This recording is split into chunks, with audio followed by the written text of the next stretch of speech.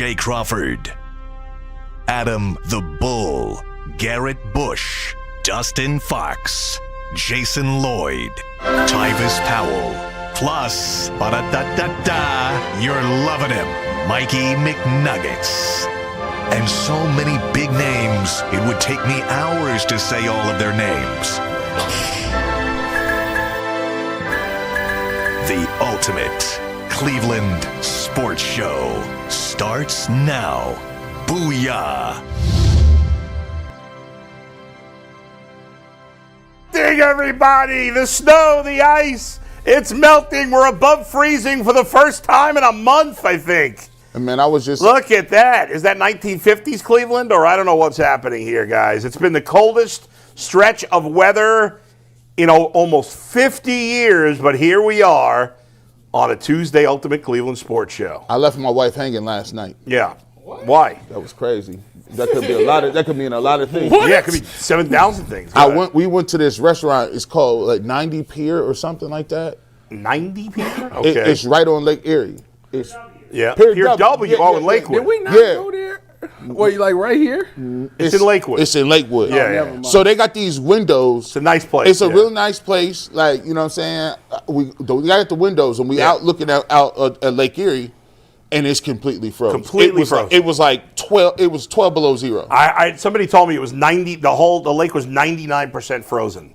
I go until the last day or two. So on 90. What is it called again? Pier W.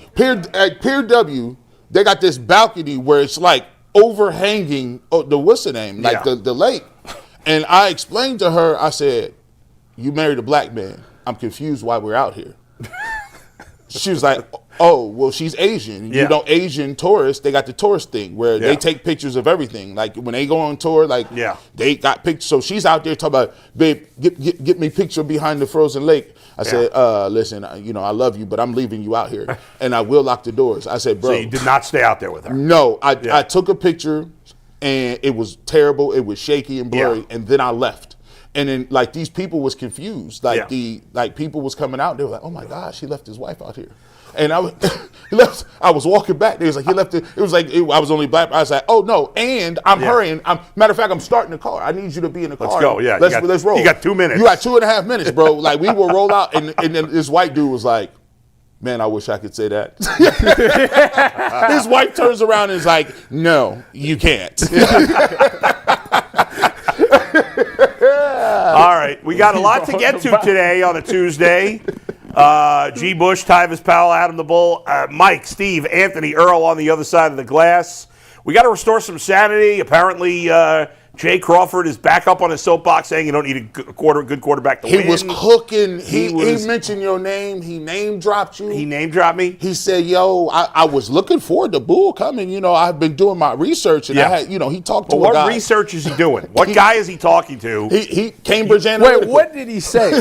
What did he say exactly? Let's start with this before we get into our... He said that we're going to spend 3 minutes on this because Bull, his tirade was 12 minutes by itself. Yeah. He kept saying, Bull would say this if he was here. He would argue with the point that he thought you would say. Right. But basically he said the Seahawks proved that you could win with great defense in a running game and the quarterback's not as important. Okay, he's wrong. They did not prove that in any way, and let me explain why. All right, who was the Seahawks quarterback before this year, the last few years? Geno Smith. Does anybody believe that the Seahawks would have won the Super Bowl if Geno Smith had been their quarterback this year? Anybody? They would not have won the Super Bowl if Geno Smith. Okay, so do you have to have great quarterback play in the actual Super Bowl to win the Super Bowl? No, you do not. Not always. Sometimes you do. But would the Seahawks have gone to the Super Bowl if Sam Darnold had not played very good to great for most of the season? He was one of those guys that didn't turn the ball over. I don't think he had any turnovers in the playoffs. The Seahawks as a team Super Bowl. Did not have a single turnover in the playoffs. I thought he did in the Super Bowl. No. They dropped him. The Seahawks had zero. But let me ask you this. Would they have beaten the Rams without his quarterback play? No. So that's it. So he's wrong. I mean, it's pretty obvious. You have to see. Everybody looks at the Super Bowl itself and says, "Well, Sam Darnold didn't have a great game, and they won primarily because of defense and running in that Super Bowl," and that's fair. That happened.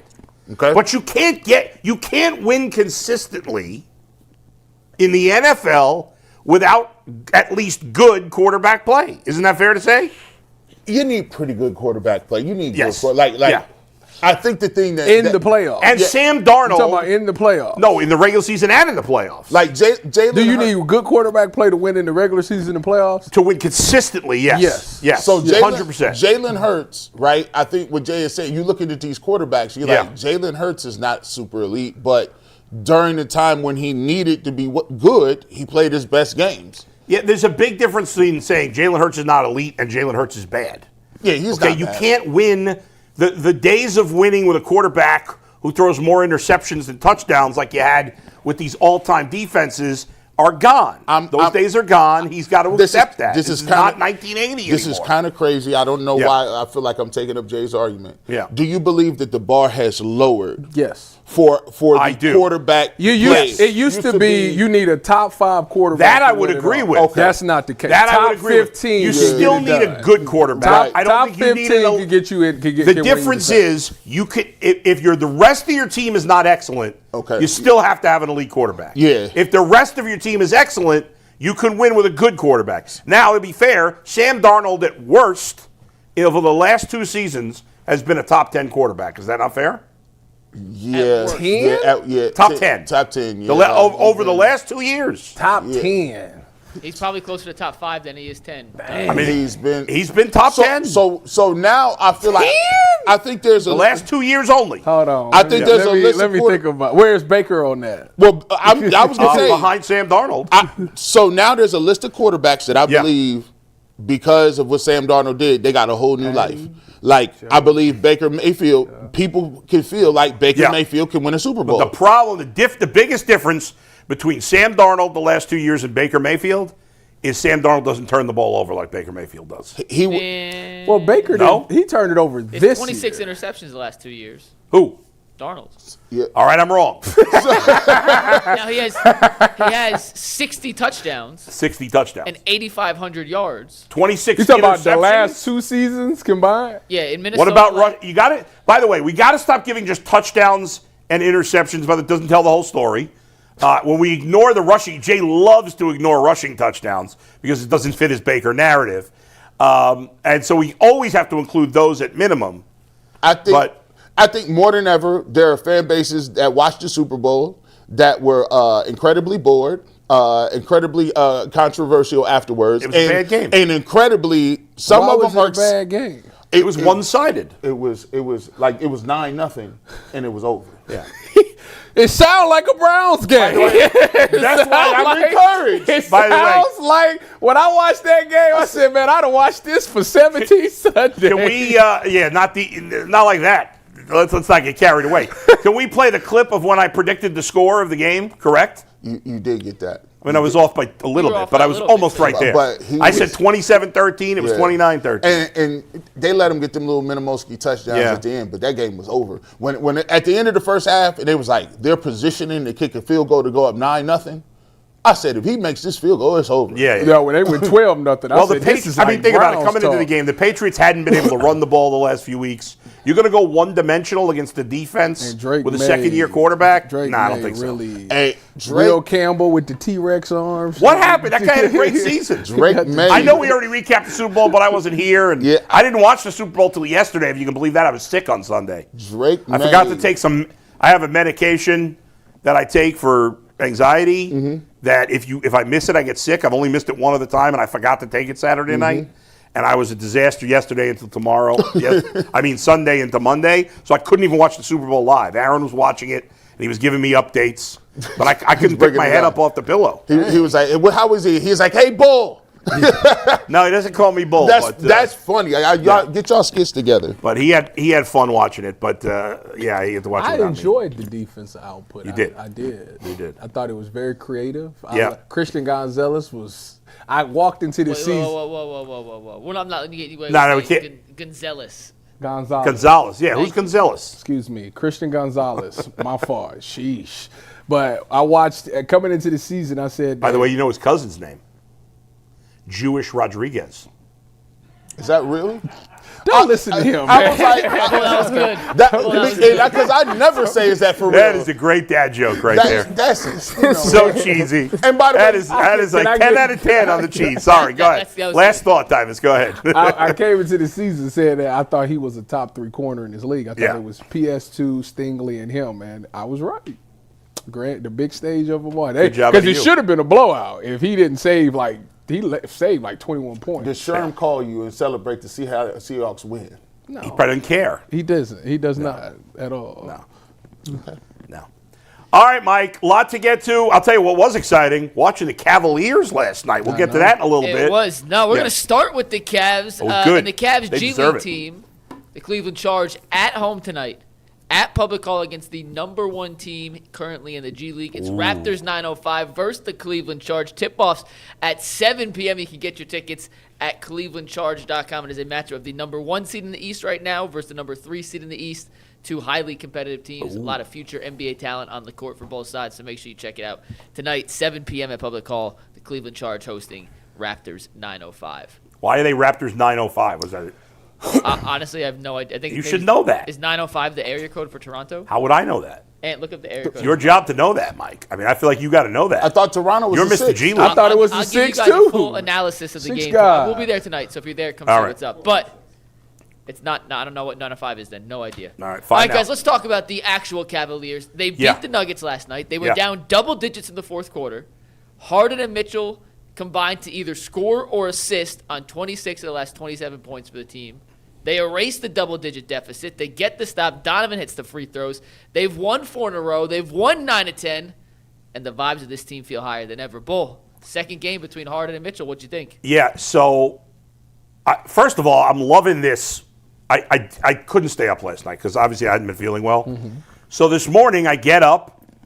I go to, I guess it's NBA.com, but I just Google it and find it. YouTube puts them out. And they replay the entire game. They cut out the commercials. They cut out, a couple of little things. But I basically saw every single basket of the game in, I think, 15 minutes, 20 Between minutes. 15 and 17 minutes. Beautiful. It was fantastic. They have the NBA.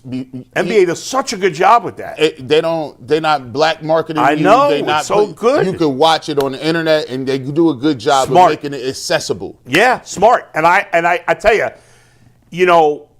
I got to give Mike credit here. He was right on the money because it's 2 games I don't want to get carried away.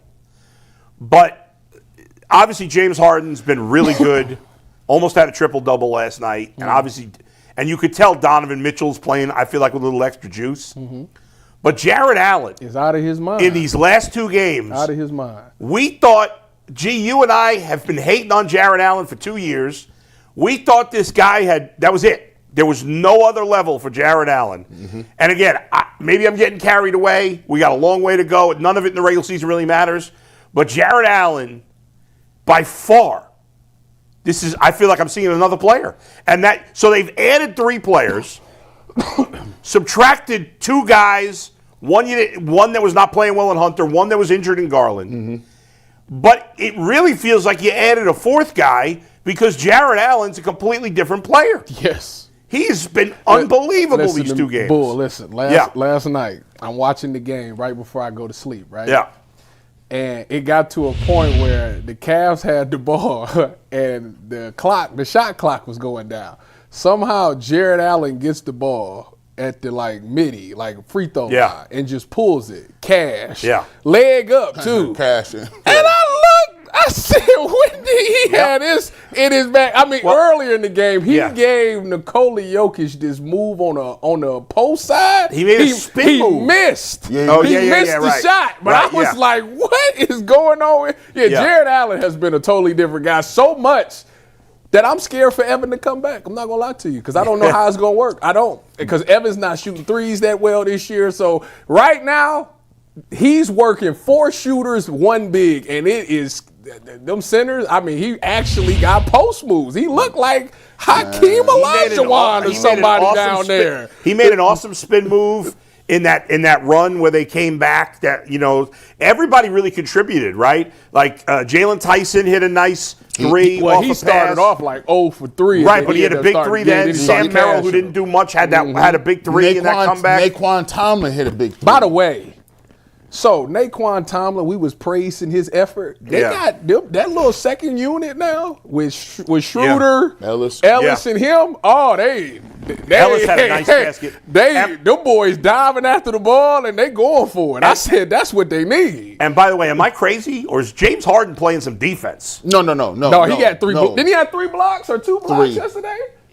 There's a. He is working hard on Donovan defense. both had blocks. I want to be careful how I word this. Yeah.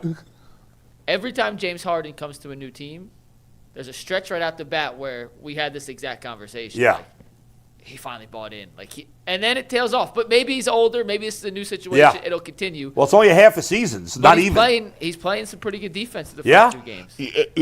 What we got to do is I want to show the levels to this. I think we've been disrespecting James Harden for a very long time, and there's guys like LeBron who people will be like, oh, he's washed, or Kevin Durant or Steph Curry. I think it was this gentleman over here who said LeBron was washed. Washed. That generation of players, like those guys that are 34 to 35-ish in that era, where we've been ready to get rid of them and get some new dudes, they showing you it's a whole nother level. The thing that James Harden is able to do, and it's crazy to me, is how smart he is and how he makes the right basketball pass. No matter what defense they're giving him. The Nuggets gave him a lot of different things. They blitzed him. They switched on some things. They did a bunch of things to kind of slow him down. But he always is making the right play and the right pass. And the thing about the Cavs now is it's levels. First and foremost, I shout out to Darius Garland. He's not hitting that step back 3. No. He's not. He's not hitting Not in that spot. Not in that spot. Maybe he is. No. But he'd be injured the next day anyway. But the biggest difference between the two is the durability. I mean, the fact is Darius, the offense always played better when Darius was out there. Darius also always got the bigs involved as well. Darius also could hit big shots. And Darius what I like about, they both do the same thing. He shoot that little floater, get in there, shoot the elbow not worried shot. about Darius that like was they're worried working about for Harden. So we're not going to say like it's just that big of a difference. It is. It is. We're not going to do that. Let me tell you why. We're not going to do that. Let me tell you why. Because Darius Garland is not unguardable when he's on. That's patently false. So Darius hasn't went for 50 before? He is nowhere near in the same league as James Harden. Harden. Maybe Darius don't have a go-to move like James Harden do. Maybe I'll give you that. And by the way, the passing ability. What about it? The fact that he can make pocket passes, I'm like, bro, how did you even see that? Or he gets to the key and he turns around and passes the ball out to the top of the three-point arc. And understand it. Think about this. No practice. I'm giving him the Shedeur Sanders credit right now. No first team reps. No first team reps. And he came out here and he's not only finding guys and he's not even forcing shots. He's getting them within the rhythm. 2 nights back to back. Huge threes to get your team back. Because they was up 10. If you watch that game, all I was looking for was a nice little bucket. All they needed is a dagger. I was like, they up 10. If they hit a 3 here, it's game time. You caught in the moment, though. Yeah, now, I will say admit we're a little caught in the moment. I feel like, but I will say that seeing him hit the step back shot to tie it up was huge. And could I see Darius doing that consistently? Maybe not. So I'll give you that. But as far as the other stuff, Darius facilitated the ball well. But not Darius as well as could Harden. Score. Maybe not as well as Harden, but it that's was the same thing. thing. But when you're talking, there's little differences between being able I to didn't win a say series it wasn't and a not. difference, but y'all act like it's just, it's night and day. Oh, my gosh. It's not like that. Well, the Cavs, we got to calm down. You just agreed that Jarrett Allen's playing his best basketball. He is. Okay. Darius also been out. That's another thing. Availability. Well, that's a big part of it. I mean, yes, I agree with you, but before Donovan got here, Jarrett wasn't playing good basketball. Now not like he has the last 2 nights. This is different. Now, can he continue to do it? We'll see when Evan gets back. Are they going to slip a little bit? Sure. Are they going to not look as well and try to acclimate these other people? Sure. But the thing that I think is different is if you are another team and you're another team's fan base and you say, look at what the Cavs have now. Ellis and Schroeder are playing a lot more physical defense and being in a passing lane. Dennis Schroeder has this uncanny knack to get to the rack. He's really quick. He dips his left shoulder, and he just always seems to find the angle to finish McNuggets. I'm like, how is he getting to the rack like that? Now, Keon Ellis, he couldn't hit the broadside of a barn yesterday in that short corner three, but he still has the ability to play the defense. So you get those two guys, and to mention Jalen Tyson, you got three guys, including Naquan Talon, that you got some dirty work to get. And when everything kind of slows down, and instead of Donovan Mitchell having to go complete ISO Joe, you still have a guy in James Harden that can also create his own shot, figure out how to hit shots late in the shot clock. And now, if you them other teams, if you're looking at this Cavs team, you're like, oh, they were dead in the water a week ago. But now with James Harden and Donovan Mitchell, they got a puncher's chance against anybody. Cavs are now the favorites in the East. They're the third choice to win the NBA title. Listen, they could bow out in the second round just like they did last year. Who knows? But there's a level of excitement and energy that the team has, and that I know as a fan I haven't had the entire season. I agree with that. And I will give you this. I can't remember who said, somebody said on this panel, and they said the thing that's profound is that when you look at Harden versus Darius, the biggest difference is teams is going to say, that's James Harden. Like, I know he's 36, 37, but that's still James Harden. That to me is a big difference. And that just makes everybody better. Yeah, it's not like he'll let him shoot it type thing. No, he'll make you pay. They just feel deeper, tougher, more formidable. Again, time will tell. It's 2 games. You're right. So I'm not trying to jump into like, oh yeah, we definitely going to the championship. There's nobody saying that. But right now, I will say in closing minutes of games, because it's been 2 opportunities, the Kings and last night. Yeah. This is the best I've seen them close games, and they haven't been. It's not like they've been having the league in these closing minutes. They had to come back and win these games. So I do have a lot of respect for that. Now, McNuggets, I need you to get your apology ready for James Harden. He texted me the other night. Actually, he didn't. He hit me up and said, "Listen, McNuggets, man." He wasn't liking me when I was with the Nets, man. So now he loves them. He was incredible with the Nets. They went on. That team should have won championships, not just one, multiple. But Kevin Durant's foot was like that too big and was on the line. It was on the line, my G. Chance. But you mentioned the closing, Tyvis. I want to I said this on the Ultimate Cavs Show this morning. I want to re-emphasize this now. They've played 2 games together, just 2. Harden, Mitchell, in this iteration of the Cavs. In the first game they played together, Mitchell and Harden became the first pair of Cavaliers teammates in the NBA play-by-play era, which is from 96 and on, to both score 15 points or more in a fourth quarter of a game. First time that's ever happened for the Cavs. Surprised LeBron and Kyrie never did. And then in the second game they played together, last night in the win over Denver, Harden and Mitchell combined to either score or assist on 26 of the team's final 27 points. You want to talk about guys delivering in the biggest moments early on as they still try and figure out and work out how they play best off each other and play best with each other. Well, in crunch time, when the other team's defenses have been at their best, which is typically what happens in an NBA game, 42 minutes of, we'll put a little defensive resistance up, but those last 6 minutes we'll lock in, especially on the last night of a 12-day road trip in Denver where the altitude plays a factor. Those 2 guys, your 2 stars, your 2 workhorses on offense, played their best basketball down the stretch. Harden hit the step-back 3. Donovan laughed afterwards and said, I've been on the wrong side of that shot too many times to count. I'm glad to have it on my side now. Super facts. They get the stop. I understand Denver got a good look on that last possession. Tim Hardaway missed the open 3. But the Cavs get the ball, go right down. Donovan draws the blocking foul, makes the 2 free throws. And I do think it's worth noting that. No, didn't Jokic miss the 3 at the end of the game? No, he passed it to Hardaway. Well, that was the last wide second. Open, too. You are correct. The very last shot. Jokic took Jokic. one of the buzz. Right. Okay, tied yeah. 117, that last Denver possession. Yeah. Hardaway got an open. Yeah, the Jokic shot was a tough shot in that last second. But it looked like it was on, though. It was just short, My point is, when you're trying to close out the Cavs now, and they had a little bit of this with Darius, but it's even more so now with Harden. You truly have to pick your poison. Are you going to let these guys go one-on-one? Are you going to let Donovan attack a defender one-on-one? Are you going to let James Harden in a pick-and-roll situation play 2-on-2 basketball and not help? If you blitz and or help, you're leaving Donovan Mitchell, a Jalen Tyson, a Sam Merrill, 3 deadly spot-up corner 3-point shooters wide open, or you're going to let James Harden or Yeah. Donovan Mitchell play 2-on-2 in a pick-and-roll situation. Good luck trying to figure out what the best way to stop the Cavs is down the stretch. I think it's a pretty significant difference between him and Darius. There's a presence with Harden that Darius does not have, a physicality that Darius does not have, a toughness on some level for all the criticism. And I'm sure maybe by the playoffs we'll be criticizing James Harden too if he has a terrible game. We'll see. Long way to go. These next 3 games, they're playing crappy teams. But after that, if you bring up the schedule again, you see the 4th game coming up is at Oklahoma City. I believe that's on a Sunday. It's Sunday afternoon. Okay, if you look at I don't know if you guys have the schedule beyond that. I can tell you beyond it. There's a great, I believe that starting with that Oklahoma City game, they have a 3-week stretch or so where they play the Knicks. You see that there. Mm-hmm. They play 2 games with the Pistons.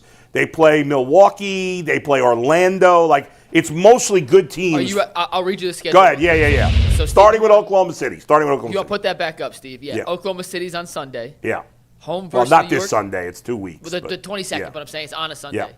Then that following Tuesday, home versus the Knicks. Back-to-back at Milwaukee the next day. At Detroit on Friday. At Brooklyn. Should be an easy game on Monday. Versus Detroit. Versus Boston. Versus Philly. At Orlando. And then it kind of eases That's it. off. But that's a stretch. I mean, I don't know. Is Giannis going to be playing for those Milwaukee games? Who knows? So if Giannis is playing outside of the Brooklyn game, those are all tough games for like a 10-game stretch. And if Giannis doesn't play, Milwaukee's the easiest of all of them. Yeah, right. It literally swings that much on whether Giannis. Yeah. If you're looking at roster But he for ain't, roster, but he ain't the GOAT. And by that point, you're like 4 weeks away from the playoffs. again. roster for roster, you looking at, man for man. If you take a look at the lineup of Harden, Mitchell, Jalen Tyson, Mobley, and Allen in the East, that's very formidable. That is very, very, that's very formidable. And then all of a sudden, you got guys like Shedeur. Like, think about it. We had a lack of ball handlers and a lack of creators that came. One thing Tiger Jerome was able to do was create. I noticed that this year we haven't had that ability. But Ty Jerome, we couldn't even get the ball off the court last year when Donovan Mitchell was against the Pacers. So you bring in that playmaking ability and the ball handling with Dennis Schroeder coming off the bench. And now all of a sudden, you've added 4 tough-nosed guys to a group that was typically soft. Right. You've added chippiness. I think the Cavs have a new level of respect around the league with this adjustment they've made on the team, not just with Harden, but the other guys they brought in, but especially Harden, obviously. And it's going to be exciting to see here down the stretch. And I think what we saw yesterday, and you referenced this, or I think you referenced it, Tyvis, maybe, with the 1 big and the 4, we're all a little concerned. Mobley's got to find his way when he comes back. What's he shooting from the 3-point line? He's been terrible. It's like around 32%. And even that's misleading because he's been worse lately. He started out hot. It's been worse. Yeah. But I'll say this. The one concern that you have with this team is their depth in the front court. But against most teams, I think they can play this 1 big guy and 4, like almost like a 4-guard, 1 big man. And Bryant, to me, he shoot 3. I didn't know he was a sniper. Now, I was mad last year when he was hitting those against us in the Pacers because I kept every time he hit it, I was like, "Come on, bro, this is fool's gold. He is not like that." Yeah. But this guy, first of all, he's chippy. And the fact that he'll knock that down. It's like that's what he really want to do. Like he feels in my heart of hearts, I feel like I'm a stretch 5. Yeah, he shoot it with conviction every time. Like you gonna get. Watch this. Bang. And he plays with the. I believe he wears the 10s, right? Yes, he does. He plays steel 10s. in the steel 10. So if you playing in the steel 10s, you got goon. That's goon worthy. You know what the steel 10s are? No idea. The Jordan 10s. Yeah. I mean, why steel? Why is it called steel? Because it's that's. I guess it looked like steel. Like the silver and black. There's a definite archetype of people who wear the 10s like that. They're badasses. They're like they just came out actually. They're like a couple months. People ago. that wear 10s. Who wears the 10s sometimes? I think Dustin wore the 10s. Dustin had the 10s, but what's the dude that used to play? Andre Drummond used to wear the 10s. Andre Drummond wore the 10s. Andre Drummond used to wear the 10s. So that means, and Andre Drummond thought he was like, when he was here for 2.5 seconds. Yeah. He was like, oh no, I'm an all-star. And he was like drop stepping from like the 3-point line and just, but it's a bunch of big people that think they're better as guards. Gotcha. I got you. All right. Mike, everybody's excited about the Cavaliers right now. There's Cavs fever in Cleveland that we have not had all season. It's must watch. They are must watch, especially against good spring opponents. training start for the Guardians? Spring training starts soon.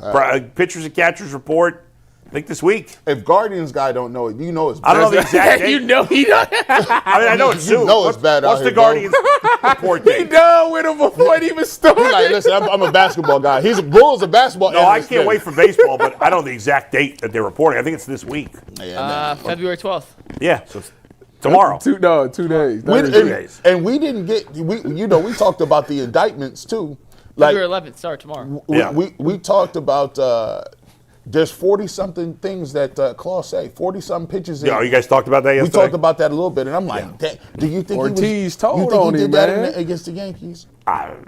He gave up some bombs, but it wasn't don't like Ortiz told on him. I don't care It's what bad, nobody and said. his career's over, but he might be going to jails. yeah. Cavs home opener with this Harden-led team with Schroeder and Ellis, all those guys, tomorrow night, 7 o'clock. It's a boring game. They're playing Washington. It's Will not it the be most sold exciting out? opponent. Isn't Washington playing decent basketball, or am I crazy? The Hornets are the team that you think are Oh. in the thing. No, because I They heard just had like 5 I was, people get ejected. the only time I listen to NBA radio is when the Cavs make a move, and then a trade deadline day I was listening. They have a new show every hour. I don't know what's going on The there. Wizards should tank the rest of the But they would- season because they would have Trae Young, AD, Sar, and they could get, they'll if all they be get hurt the again next if year. they get the number 1 pick, they can Yeah. get Peterson. But don't they have a That'd bunch of be young nice. guys who are decent? Yeah, Washington? Trey Young's not playing. I don't think Anthony Davis is going to play tomorrow. So Anthony Anyway. Davis is shut down for the rest of the year. It'll They just be already fun said to see those guys at home. The crowd's going to go it's bananas. going to be bananas. If gonna you be want crazy. more Cavs talk, Jason and I did an Ultimate Cavs show this morning. We spent about 35 minutes talking about the win, the fit between Harden and Mitchell. We talked a little Allen, all that stuff. It is on our YouTube page. You can check it out for a little more Cavs talk because we're spending the rest of the show talking football because we have a lot of different elements we got to get to. But if you want more Elements. Cavs talk, 35 minutes of extra Cavs talk on our YouTube page under the Ultimate Cavaliers tab. All right, guys, we're going to start off our Browns talk today with some future power rankings. And we're doing this first because we wanted to set this What about up. David Njoku? That's in the show. Njoku. Did Yeah, you not we're read doing the Njoku. I rundown? could have sworn David Njoku was next. You came in at 59. He literally sent the new rundown, added David Njoku, Yeah. but it's Come like on. What a towards slacker the I end. am. You Go ahead. You lead the show. I mean, power rankings ahead of David Njoku. That's a questionable call, but we'll go with it. Listen, I have Njoku later for a specific reason. But All right. ESPN put out its Yeah. future power rankings. Yep. And we'll show you the top 10, and then we'll show you the bottom 5. Okay. You want to guess which one the Browns are in between the top 10 and the bottom 5? Since I sent you the article, I guess I shouldn't guess. You shouldn't guess. Here's the top 5 based on ESPN's way too early rankings. The Seahawks, the defending Super Bowl champs, came in at number 1. Wow, New England at ESPN really 2. was bold with their top 2 right there. Rams, Broncos, and Bills round out the top 5. The top 4 teams were the 4 teams in the championship games. 6, San Francisco. 7, Detroit. 8, Philly. 9, Jacksonville. And 10, Green Bay. I think they're way off, by the way. And that's their power rankings at the top are so prisoner of the moment. Exactly. New England won't be in the top 5. Mark it down next And year. New England better go back. They better get them some pieces. Yeah, like but New England, not- New England had a magical ride. Yeah. But anyway, go ahead. We're not here to discuss the We're top not here to 10. discuss the top 10, but We're we here to put it on the discuss screen anyway. I'm the tripping bottom on 5. The fact Yeah. they ain't got the Chargers nowhere on This there. is, That's messed up. Tyvis, the bottom 5 in ESPN's way too early 2026 power rankings. Dead the last. Cardinals at 28, Miami at 29, Vegas at 30, the Jets at 31, and our Cleveland Browns at number 32. Tyvis, fair, foul, right, wrong. They can't be too low because they're the low as it gets. They can be too low, Mike. They can't be too high. Yes, that's what I mean. I mean, Tyvis, what do you think about ESPN ranking the Browns 32nd in their way too early power? I think it's wrong. I mean, I do. No, I do because it's like I look at like the Jets and the Raiders, and I'm thinking to myself, well, what do they have that we don't? Like, what makes them different, right? Our defense is better than both of theirs, so we got that going for us. The Jets have the running back Breece Hall. They got Genty for the Raiders. Okay, I give them that. Quarterback wise, I don't even think they got one. Their guy's not even on the roster right now. So I think you could mix the last 3 spots any way you want to put them. I wouldn't put the Browns dead last though. I wouldn't. I don't think the Browns is dead last. This is nasty. I feel like the Raiders or the Jets should be. Probably the Jets. First of all, can I say how pitiful it is that we have to debate whether the Browns are 30th, 31st, or 32nd? It's sad, but it's the so reality. Sad. It's the reality we It's like, live I in. think 32 is unfair. 31 is reasonable. Yeah, but go ahead. that's nasty, Go ahead about this nasty work. The last three, you could rotate them in any way, but I mean, we gonna go about to do that, bro. I just saw them. Dylan Gabriel beat the Dolphins, so they could cancel that. Like y'all lost. But the Browns lost to the Jets. Hey, that's fine. And the Titans. That's fine. But, hey, you notice I didn't say nothing about the Jets. I'll say you didn't. I'll give you Dolphins, you automatically below us. You got the work. You got the Dylan Gabriel work, and the Wild Dog, and your coach got fired. The Raiders. shout out to Half. Yeah, Raiders. No. They get Malik Willis though. Did the Raiders beat the Browns? No, the Browns beat the Raiders. We came to Vegas and we smoked y'all. That was because that was off of 1 week of practice. Imagine the offseason. Geno it get Smith, dangerous. You let Shedeur Sanders come out here and throw bombs on y'all with no practice. Y'all got that work. 1 week of practice. He got that first week. 1 week of practice. 1 week. Okay. And on top of that, Geno Smith, he's the worst quarterback. I don't know. Geno Smith. Yeah, but they're not going to have Geno next year. We're good. It's not based Fernando on this year. Mendoza. Now they're going to have a rookie quarterback. Yep. We already beat y'all on the road, so you automatically less than us. Now, we got the Cardinals, right? Now, did the Cardinals have a better defense than us? No. Did the Jets have a better defense than us? No. I don't think they got – I think They stopped us. I can't say nothing about the Jets, man. Jets, man. Hey, see, Kevin, this is crazy. Kevin, if you wouldn't have let him return, Bubba Ventrone let him return 2 kicks, we would have won that game too. But here's the thing, man. Like honestly, you can rotate the last. I'll give you. You can rotate the last 5. If you in the bottom 5, you just in the bottom 5. But I don't even care about your rankings, man. At some point in time, I just saw the Patriots get 4 wins and then go to the Super Bowl. How are the Titans not in there? I think the Titans should be. The Titans are 27 for what it's worth. How? Okay, so. If you ask me, because they got all that money, that's why they. But they got it. Why is it that historically nobody has no big time free agent signed with the Titans? Didn't Albert Hainsworth, or did he leave? No, he left to go to Washington. Maybe they just don't pay anybody. I don't think it's they purposely don't choose. The Titans. No, but it's like because I had this argument on my show, like a week or 2 ago, and I'm like, give me the best free agent that ever went to the Titans. Nobody's going there like that. That's what I'm saying. Why? Well, maybe they haven't spent money. DeMarco Murray. Was he not traded? Tony Pollard. A couple of years ago, I'm trying to. It's the best guy I can think of. Man, they don't. It may just. I don't think it's the team's players don't necessarily want to go there. I think it's just they don't spend the money. Delaney Walker, Kevin Mawai in 2006. Kevin Mawai. They draft pretty well. Not recently. Back in the day. The Titans when it was the old the old AFC Central. Yeah. It was the Oilers or the Titans. I think you're thinking about Remember the Titans. Yeah. They had good talent there. Oilers. Strong side, left side. Listen, that was a sad movie at the end. Yeah. And that dude, I can't believe he was paralyzed like that. And he tried to act like the state championship meant something. Gary Bertier? Yeah. And then he died in another car accident in real life. That's wild. Oh, he died in real life? Yeah. Gary Bertier is dead. They show it in the movie. At the very end of the movie, there's a scene where they're at a funeral because he had died from a few years later in another car accident. Oh, I thought you were talking about the actual actor. I thought in real life. That's what you said in real life. No, you talking about the actual actor. The actual actor is the guy. He was in Sons of Anarchy. That's what I'm talking about. No. The real Gary Bertier, not the actor. Hey, man, how did he go out in Sons of Anarchy? He got killed in jail, I think, if I remember. And when Jackson was banging on the window, he was like, "No!" Yes, good job out of you. No, he got pounded. That show, he was like, he got. I don't even remember what we was talking about. But no, why don't nobody want to go to Tennessee? I don't know. Don't they not have taxes? I have no idea. Tennessee is a mid. Who the head coach? Saleh, right? It's going to be very interesting to see.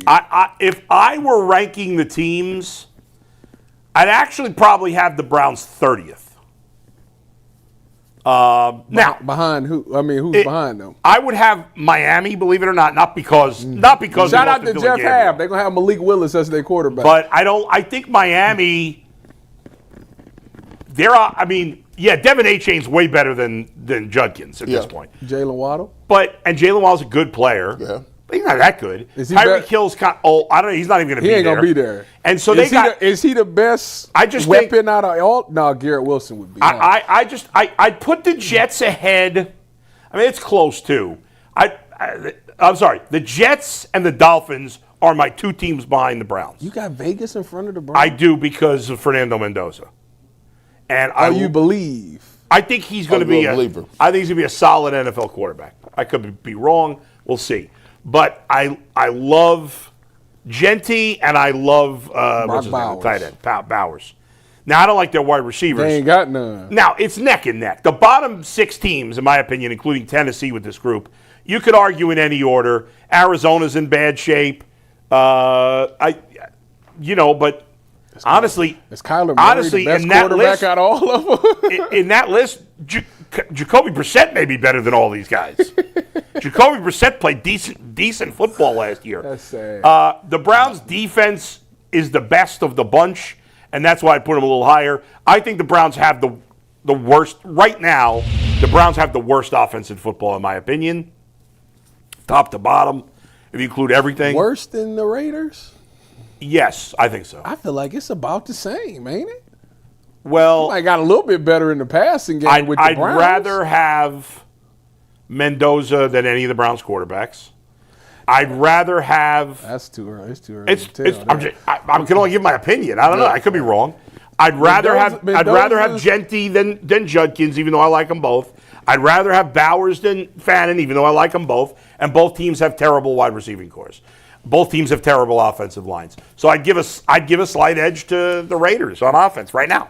I feel like the Cleveland Browns got an opportunity. We gonna get one of these 3 receivers, and that's gonna be a tremendous upgrade. Then we're gonna go back in free agency. We're gonna trade for another receiver. As a matter of fact, forget free agency. Ain't no free agents up there. Yeah. We're gonna get I just need a good. Listen. Obviously, we'll have a different conversation after the draft and free agency. I'm just talking about right now. So this should be the way too early. Free agency is March 11th, right? Yes. That's when the tampering period begins. Monday, March 11th. It should be the way too early power rankings. And here's the thing: I don't got a problem. It is the way too early. I don't got a problem. If you want to rank where people gonna rank, that's cool. You don't win no championships when you ranked. The fact of the matter of it all is the Browns put themselves in a situation to be even considered to be 32 because of how bad it was this year. That's right. I mean, if anything, it should be good motivation for them and the front office to say, yeah, we can't allow this to be true. So go out there and make some moves, try to make something happen. I think they said that they could get roughly $50 to $70 million in cap space by a swipe of a pen this offseason. Okay, make it you got to do it. You got to spend it wisely. What you need to do with that $50 to $70 million with the swipe of the pen is I still think you should work on the offensive line. I'd rather have a veteran offensive line and hit on the receivers in the draft, had the young guys in the draft at receiver, then vice versa. I think this is the year they find. Listen, I've been trying to get y'all on Project Stop. Because Will Campbell just showed me why I don't really want a rookie. I'm going to tell you. What happened? He had a good year, though. I don't understand. He got short T-Rex arms. He got T-Rex arms. Why wasn't it a factor all season? T-Rex arms. He got T-Rex arms. Hey, we're doing the Will Campbell topic in a sec. Don't dive in. Okay, here we go. So for me, I really feel like the Super Bowl kind of taught me, like, look, man. You got to have an overall good team. You can't just come out here with one. I got one or two of them things. Like, that's the problem. And by the way, T. Higgins and Jamar Chase got a podcast. And they was on here talking. Oh, you didn't? They was talking spicy. They like, man, what's wrong? They said, what y'all need? No, we need defenders. We need to get one of these defensive ends. Our defense is trash. Yeah, they're trying to get Max Crosby. Yeah, they need to go out and get. But the thing is, now you got to have everything good. You got to have line. You got to have running. Like, they let Kenneth Walker just cook them. Like, think about that. I think he's the most underrated back in the league. Nobody ever talks about him. You know why? You know why? Why? I had him on fantasy this year, and every time he would drive the Seahawks down, they take him out and put Charbonnet in. Charbonnet got hurt. Charbonnet had like 14 touchdowns this season to Kenneth Walker's like 5. Very bitter about that. I am, because it cost me my league. It's ridiculous. And you know what I like? I love it. I love being ranked in the bottom 5 or the bottom 3 or whatever, because what we're going to do, man, the expectation levels ain't nothing. Like, it's like you guys, people expect us to be trash. Yeah, but usually you are when you're in that group. Well, hey, man, look, I think that you can only go up from here. I think that's the good news. It's a reset. I naturally feel that a first-year coach gets a boost. Take a look at what Kevin Stefanski did his first year. Where is Atlanta on this? 23. If they don't win 8 games, is it a failure? If they don't win more than 8 games, is it a failure in Atlanta? I made the argument. I mean, they won 8 games last year. And they fired the coach. Right. So if they win 8 or less, is it a failure? Yes. Okay. And by the way, I wouldn't fire a guy off of one season. I ain't say fire. I just said, is it a failure? And I mean, it's a bad division, and they won 8 last year. So. And by the way, you see they took that off the table. They said, hey, under no circumstances would be running back this competition. Kurt, you're done.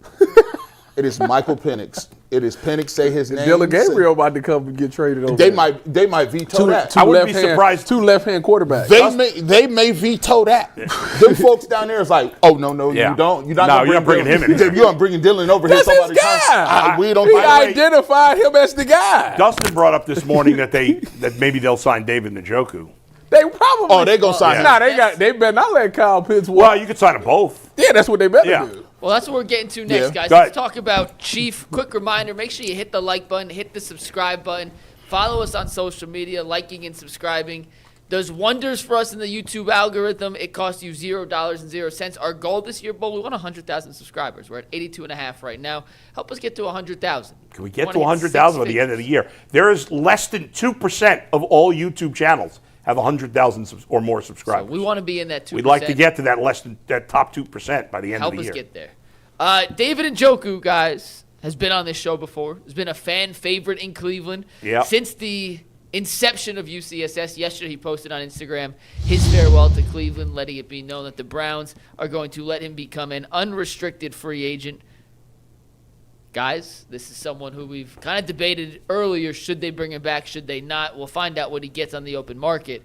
But G. Bush, big picture, the decision to let David Njoku walk in 2026 as Todd Monken starts over and starts to rebuild the offensive talent here. Do you agree with the move, or would you have liked to seen Chief come back as a veteran leader in the locker room? Look, so unfortunately, we watched the film this year. How many games he played this year? 11, 12. I believe. He played 12, and when he was playing, it was a precipitous drop in his ability to do what they needed him to do. Blocking was a little left a lot to be desired. He is not running the same. He's always never been a great catcher of the football. He's always had some lapses with that. But the thing that I will say is he's always been a great locker room dude, always been a dude that's been a leader on offense and been the biggest cheerleader for the city of Cleveland. So I always respect him for that because he wasn't taking no slander. He was always standing up. He wanted to be here.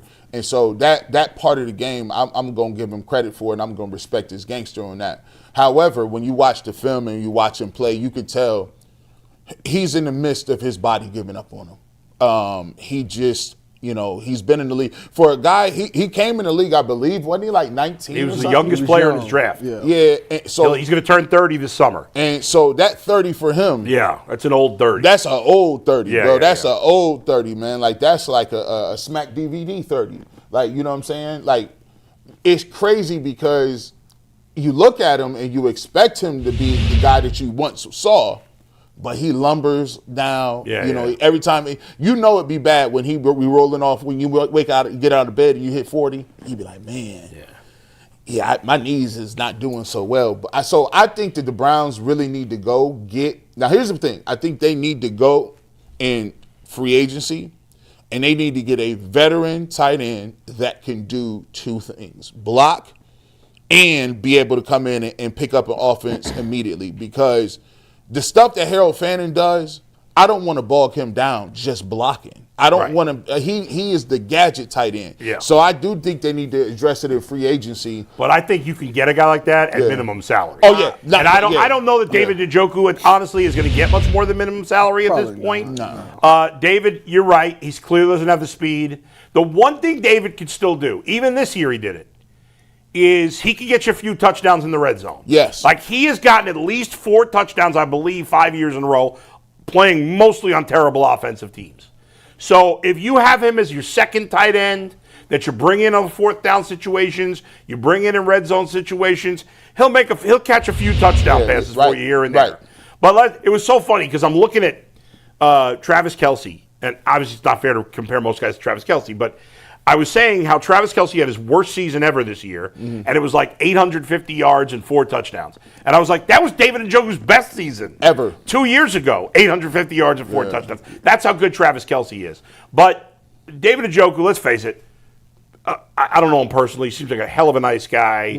Was a great, I agree with you, G, great representative of Cleveland, great representative of the Browns. When we were looking for him and you didn't have many, and he wanted to, at one point he wanted to get traded, then completely turned around. He wanted to be here, but, he wasn't worthy in the end of a first-round pick. And nice NFL player.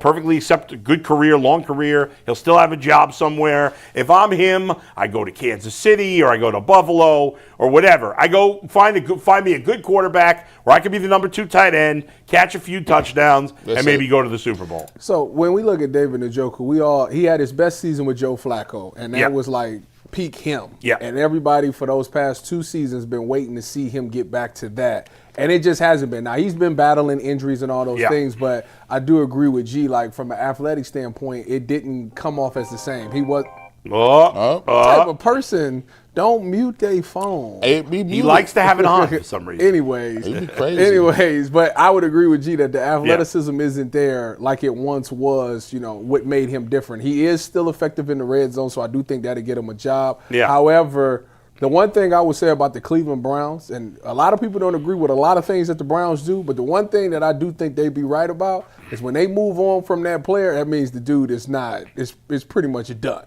So if they decide that, it's over with. Well, they didn't do that. Wasn't with Joe Hayden. They screwed that up.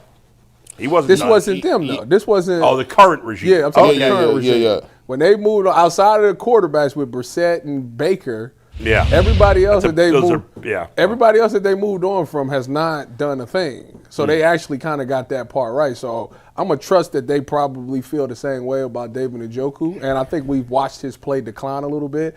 I think when you look at the free agent market, if you do go get another tight end, likely from Baltimore is going to be a free agent this year. I like him. So you could bring him in. That's the guy that knows the offense. Yeah. You won't have to teach him anything. I think with free agent dollars, though, maybe they have money for Isaiah Likely. I don't know how much he's I don't either, but I'm just saying. Tight end, to me, is a low priority in terms of money. I agree with you. Right? I'm especially spending my money. When you got Harold, you're right. Yeah. You need a guy that could be a blocking or a Harold's number a 2. starter. I understand you're right. He's maybe a non-traditional tight end starter, but he's that's a hell of a rookie season considering how bad the quarterback play.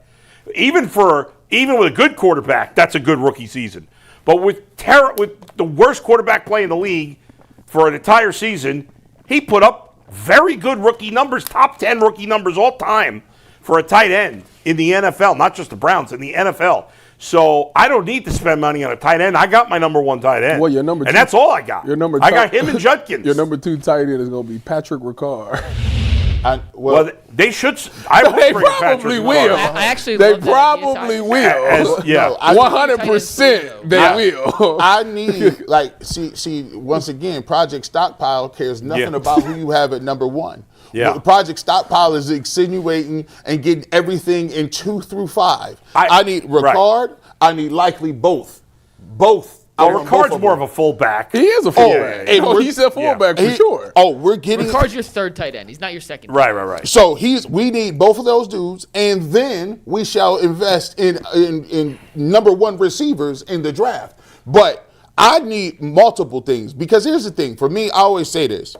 If you want a legitimate shot to look at your quarterback, no matter what it is, if you were going to say the Cleveland Browns told you that they need to win more games than they won this year, then it don't matter which quarterback you say that you want. You can have a different ideological view on what quarterback it is. But the unequivocal fact is you need pieces around whoever it is. And you can't half-step it. If you want to find it, you can't be, we did it just not. But no. you can't fix every hole in one off season. Oh, we sure as heck going to try. I mean, they got a lot of holes. We sure as heck going to try. You need 6 offensive linemen and 3 wide receivers. If you free up, let's get it done. $70 million. You got 2, maybe. Is Tevin Jenkins a free agent? Yes. Okay, so you got 2 guys under contract that could potentially be on the start line, and that's Whippler and Jones. I mean, and those are both stretches. Whatever. And they're both coming off season-ending injuries, Tyvis. Yeah. They'll be back. Whippler got injured in the last game of the season. That's not season-ending. I am not exagerating when I say they need 6 offensive linemen. They both Buckeyes, so you know. Okay. So here's how we do. Go Bucks. Here's what happens if you got a car and you run it around and you don't never change the oil, you don't maintenance it, and you building other things around in your life. You're like, I don't got no money to fix the car.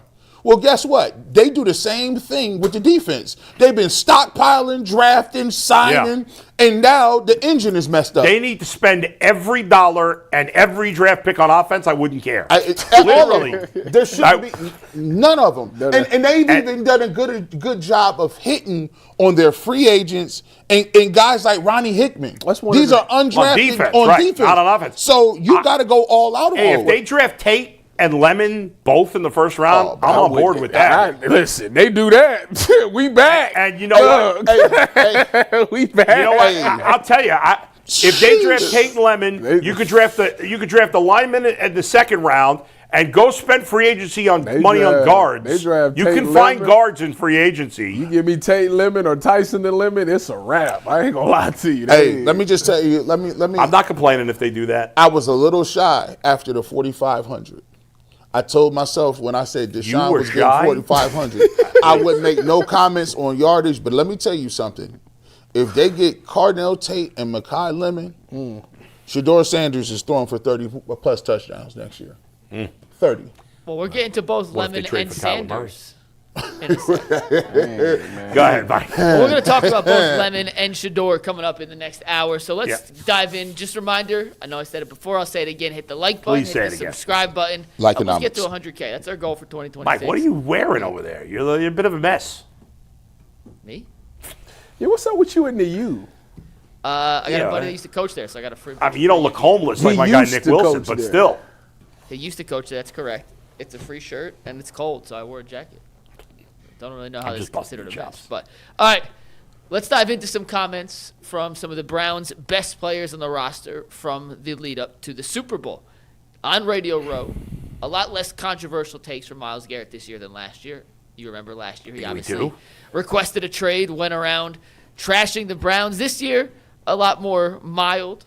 But everyone who had a Browns player on, whether it was Kay Adams, who had Denzel Ward, or Micah Parsons, who had Myles Garrett, asked about their quarterback situation. By the way, before we get into this, Mike, I got to say, Micah Parsons is like out of his mind. About what? Everything. Well, he's talking to Myles Garrett as if he's better than him. That's how you do. That's what you supposed. But Myles Garrett was looking at him like, "What are you out of your mind?" That's what do you think he's not supposed to do that? But like, you got to live in reality here. No, you don't. Tyvis thinks Giannis is the GOAT. There's no reality. Wait a minute. Do you understand? Like to play, well, Myles thought he was crazy, so obviously he's with me. Think about it. Think about this. Yeah. To play this game, I hear at you. a high level, right? To play corner in the NFL, right? You have to psychologically tell yourself this man ain't gonna catch the ball, and if he do catch it, it was a fluke. It won't happen again. You know how hard that is. It's part of the culture. I get what you're saying. You know me, but I'm saying he's out of his mind. The first. Hey, isn't everybody in the league out of their mind? He's the best play-by-play guy in America. Yeah, I'm 100%. But that's reality. It's the same. That's true. It's the same situation. You haven't done play-by-play since you were sitting on a toilet. That's minor league that's false. I gotta call. I'm gonna start calling you a Cobb from Inception. Come on, Cobb. Is your top still spinning? Yes, true. Mike, there's no planet that Micah Parsons is better than Myles Garrett. By the way, do you have that clip when they were getting into that? Yeah, we're gonna play this. Well, not that part of it. Okay, but real quick. So at one point, Micah goes, something like, well, I had more sacks per game than you. I only played 11 games. He said I had 18 sacks in 5 games. Yeah, he went, I had 18 sacks after 11 games, and he gave him a look, and Micah Parsons was like, well, okay. And shout out to Myles Garrett for being like this. Hey, bro, I brought something for us to look at. Let me hear. These are 2 trophies that I got. Let me put them on your side table. You don't get bonus points for playing less games. And he could have said, hey, your knee's in shambles right now, Micah. You shouldn't be talking. Please. Anyway. Hey, let's have a race. Go ahead. So, Micah Parsons asked Myles Garrett about Shedeur Sanders. Kay Adams asked Denzel Ward about Shedeur Sanders. Okay. And Both were asked about Shedeur Sanders. His status as QB1. We're going to listen to both their comments in regards to Shedeur, and then I want you guys to you ask the questions too? Yeah, because they were both leading questions. Question really. And the answer to both. Okay. And then I want you guys to parse out what they were saying, what they were trying to say. I'll let you guys decide. But this is Micah Parsons on the Bleacher Report podcast interviewing Myles Garrett, and Kay Adams from FanDuel interviewing Denzel Ward. Steve? Do y'all have the guy? Is Shedeur the guy? That's what we're looking at as a guy. We're going to give him a shot to prove that he's a guy. So we're not going to give anyone that title until they go out there and earn it. And he was the last person to be on the field, and he showed some flashes. So we're going to give him an opportunity to show what he can really do, uncork the ball. Yeah, you paying another guy $46 billion. Is he going to get a shot? I feel like everyone on the roster is going to get a shot. Now, he was the last guy on the field, so he's obviously going to get first service. And Deshaun, whoever else on the roster, they're going to get a real look. Is he the starting quarterback of the Browns in your eyes? I mean, that's not my decision to make. You're a veteran on defense that goes up against him. Yeah, that's not a decision made. But, I mean, we got guys still on the roster that, that is going to provide good competition at that position. So, looking forward to seeing that happen. And, let the best guy win. But I think we got a lot of talented guys still in that room that can compete. But he's definitely in a good position to get that starting spot if he wants to go get it. All right, Both of them gave the most politically correct answer that you can give. You got to understand, though, you got to take it with a grain of salt because, one, you do live on 2 different worlds. Obviously defense is over here, offense is over here, so you don't know everything that goes into it. But you can tell that both guys really have a connection with Shedeur Sanders, and they do want Shedeur to get the job. They will be comfortable if Shedeur Sanders did get the job. But politically correct, they do want to see the competition because you never know what Deshaun Watson got. But if they, I don't know that I agree with they have a connection based on what they said. Certainly not Denzel. What did Denzel say? The end of it. Yeah. The last of it was what he said. Can you play it again? the last thing that Denzel said was kind of like. I didn't see that at all. You take listen. This is crystal clear. You might as well put your wrist up. You might as well.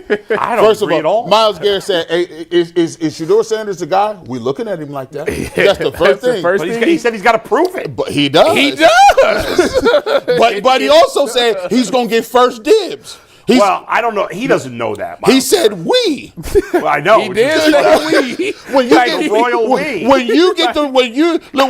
you done got the sack record and they done already brought these dudes. Here's the thing. And I ain't never seen the Browns do so many doggone interviews in their life, right? They done already had the conversation with them. Here's how this gonna work, guys. You're gonna be asked about Shedeur a lot. Here's how we gonna move with this thing. We're gonna be non-confrontational, non-committal. He has to earn it, but we already know what it is. We kind of know. You think he's got the starting job? I think when they go That's crazy. I think when they go jogging out there in OTAs he's gonna be in the first the first team quarterback. Maybe, but I don't know that. I think that's far from a sure thing, guys. You just asked me I said on OTAs practice 1, I do think he'll be the first quarterback out there. If you asked anybody on the Titans, would they have not said Cam Ward is the starting quarterback? No, they would have 100% said Cam Ward. So in a different position. You do understand that Cam Ward was the number 1 pick in the draft. Different. There's levels to that. I understand it. I don't think you understand it. Oh, no, we understand it. We totally understand. You're making it seem like, they just don't want to say Shedeur's number 1. Oh, they don't want to do that. No, they're being politically correct. I don't believe that at all. Well, when you got a new head coach that come in and you got an open competition. But are you saying that they believe Shedeur is the starter, but they just don't want to say it because I think that they want Shedeur to be the starter. Maybe one. No. I don't know what they want. No, I know they believe I don't know how you read any. Myles, maybe I could buy that reading into that. I don't know how you could believe. Denzel, what? He's in a very good position if he just want to go get it. He said, I don't take. anything Denzel said By the way, as He leading had a little towards smirk when he said it too. Look, let me Little tell you smile how when he said it too. AG Bush. So like, how you feel about Shedeur Sanders? I just don't understand how we could assume he'd be the guy. Who Shedeur? Yeah. Have you heard Shelby Harris? Wait a minute. Yeah. How could we assume that? Who would you assume? No. Who would you assume? I can't assume anybody. No, if you had to guess right now, Tyvis. On the first day of OTAs, who would you have guessed that would be the first quarterback? I guess I would say him. All right, then. So what are you talking about? It's no choice. Myles. That's the point. That's exactly the point. Here's the bottom line. Shedeur Sanders and Dillon Gabriel were both bad when they played last year. That's just the reality of the situation. But we can make all the excuses we want, and I will acknowledge that I saw more flashes, as Myles Garrett said, from Shedeur than I did from Dillon Gabriel. And you know I want nothing to do with Dillon Gabriel. To me, I wouldn't even consider him. But Shedeur Sanders played poorly by almost any metric last year, by any statistical count last year. So here's the thing. And so, given the current roster, the quarterback room, I'd rather see him than anybody else. Why are you sitting here acting like this? Because the current quarterback room could be very different when OTAs start. Well, here's the thing. And certainly when training camp starts. What they're telling you. There's free agency. There's the draft. There's a lot that could happen. Have you heard Shelby Harris's comments? I did not hear Shelby. Harris. Shelby went to bat. Shelby Harris said. Oh, I think I did hear Shelby. He said, "We're going to embrace him with arms wide open." So and Shelby we're going to Harris have is his speaking back. for Todd Monken. Shelby Harris I think is this a was before veteran Todd leader. Monken. I think it was before Todd was hired. I mean, how would Shelby Harris? How would he even know that? You're reading into things I think that don't exist. Well, I just saw Myles Garrett. He did all of this. He had the wrist up. He had it all in the meme. He didn't have the. You didn't see the meme with the wrist up. Mike, am I crazy? Are you reading into what they're reading into? I want to show I'm you. kind of in between you guys. Okay. So with Myles Garrett, he was at the getting his defensive player of the year. Yeah. He just sitting there. He got his watch on. Now Myles Garrett ain't never flashed a watch in his life. Matter of fact, I don't even know he wears. So you think Myles Garrett wearing a watch is because of No. Did he do the wrist up? He did this. He did? Multiple seconds in a row. He did? And looked at it. Yeah, he did that. Oh, and by the way, by the way, I just look. We always talk about this, and I always tell Jason and you guys. You always say this, and Jay says it. If the Cleveland Browns feel that they got something in this person, we roll with it. The very first thing Todd Monken said was this. It was an interview when he was with the Baltimore Ravens when he got there, and they were talking about his relationship with Lamar Jackson and what he's looking for in a quarterback. He said, what I'm looking for in a quarterback is I want to hear what the other people, his teammates, say about him. I want to see what they feel about him because that gives me an opportunity to understand how and who the leader really is. And so if he's telling you that I want to see what the other guys is thinking, and you read between the lines and you look at a lot of different things, I said this earlier, there's multiple people that believe in Shedeur Sanders in the locker room. The statistics may not be up to whether or not you believe that in your heart of hearts he's a future quarterback or a franchise quarterback, but there's a difference between what the people that your players and your teammates feel about you, depending on I'm your sure play. He's got teammates that don't believe in him too. I don't know. I'm sure that's the case with a lot of guys. Listen, if these are the three quarterbacks when training camp begins, would I rather see Shedeur Sanders play over the other two? Yes. Mm-hmm. But I think none of these guys, I do not want to see Dillon Gabriel, and I do not want to see Deshaun Watson. So that's the only choice for me is Shedeur Sanders. Yeah. But I think he's far from a sure thing to be a good enough starting quarterback in the NFL. I'm open-minded in giving him an opportunity if that arises, but I'm not convinced that the Browns are definitely – you guys are I'm reading from you guys that, like, the Browns are convinced internally that Shedeur's the guy, and I do not believe that at all. That's not what I said. Okay, well, clarify that's not for what me. I said. Yeah. The question was, do they look like they believe in Shedeur Sanders? And I said, yeah, they look like they they look like that's their boy, and they want to see him. I didn't take it that way. Why? Because they probably seen when he was out there, the offense actually did things. They moved the ball. Go back to the Raiders game when they completed the first ball. You see Myles Garrett turn around and look crazy and all those overall, things. they didn't score enough. I agree with you. That's why they said and again, he's still obviously not all his fault. I think that they see some one, they see him more than anybody because and they Myles see said him in it. practice. He saw flashes, and I agree with Exactly. him. So you got to build off of that. Right. Am I saying that this quarterback room going to change? I don't know. Yeah. But if you're asking me, if you ask them, anybody on that team right now, this is our 3 quarterbacks that's on the roster right now. Today. Every last one of them going to say Shedeur You think so? Yes. I think some would say Deshaun Every last Watson. one of them going to say I don't Shedeur agree. Sanders. Hey, hold on. Did you see Myles Garrett? So he says, and you got one quarterback with $49 million. What you gonna do with him? He was like, that was awkward. That was awkward. That was very awkward. He seemed uncomfortable with that. that man's lips was. But I bet you, I do bet you there's some guys in that locker room that think Deshaun Watson's the best quarterback. Everybody gonna get a shot. You really think that everybody would rather, on that roster, would rather have Shedeur over Deshaun Watson? Yes. You really believe that? I don't believe that. They rock with him. Did you watch the tape when Deshaun was playing the last time? I'm not talking about what I believe. I'm done with Deshaun Watson.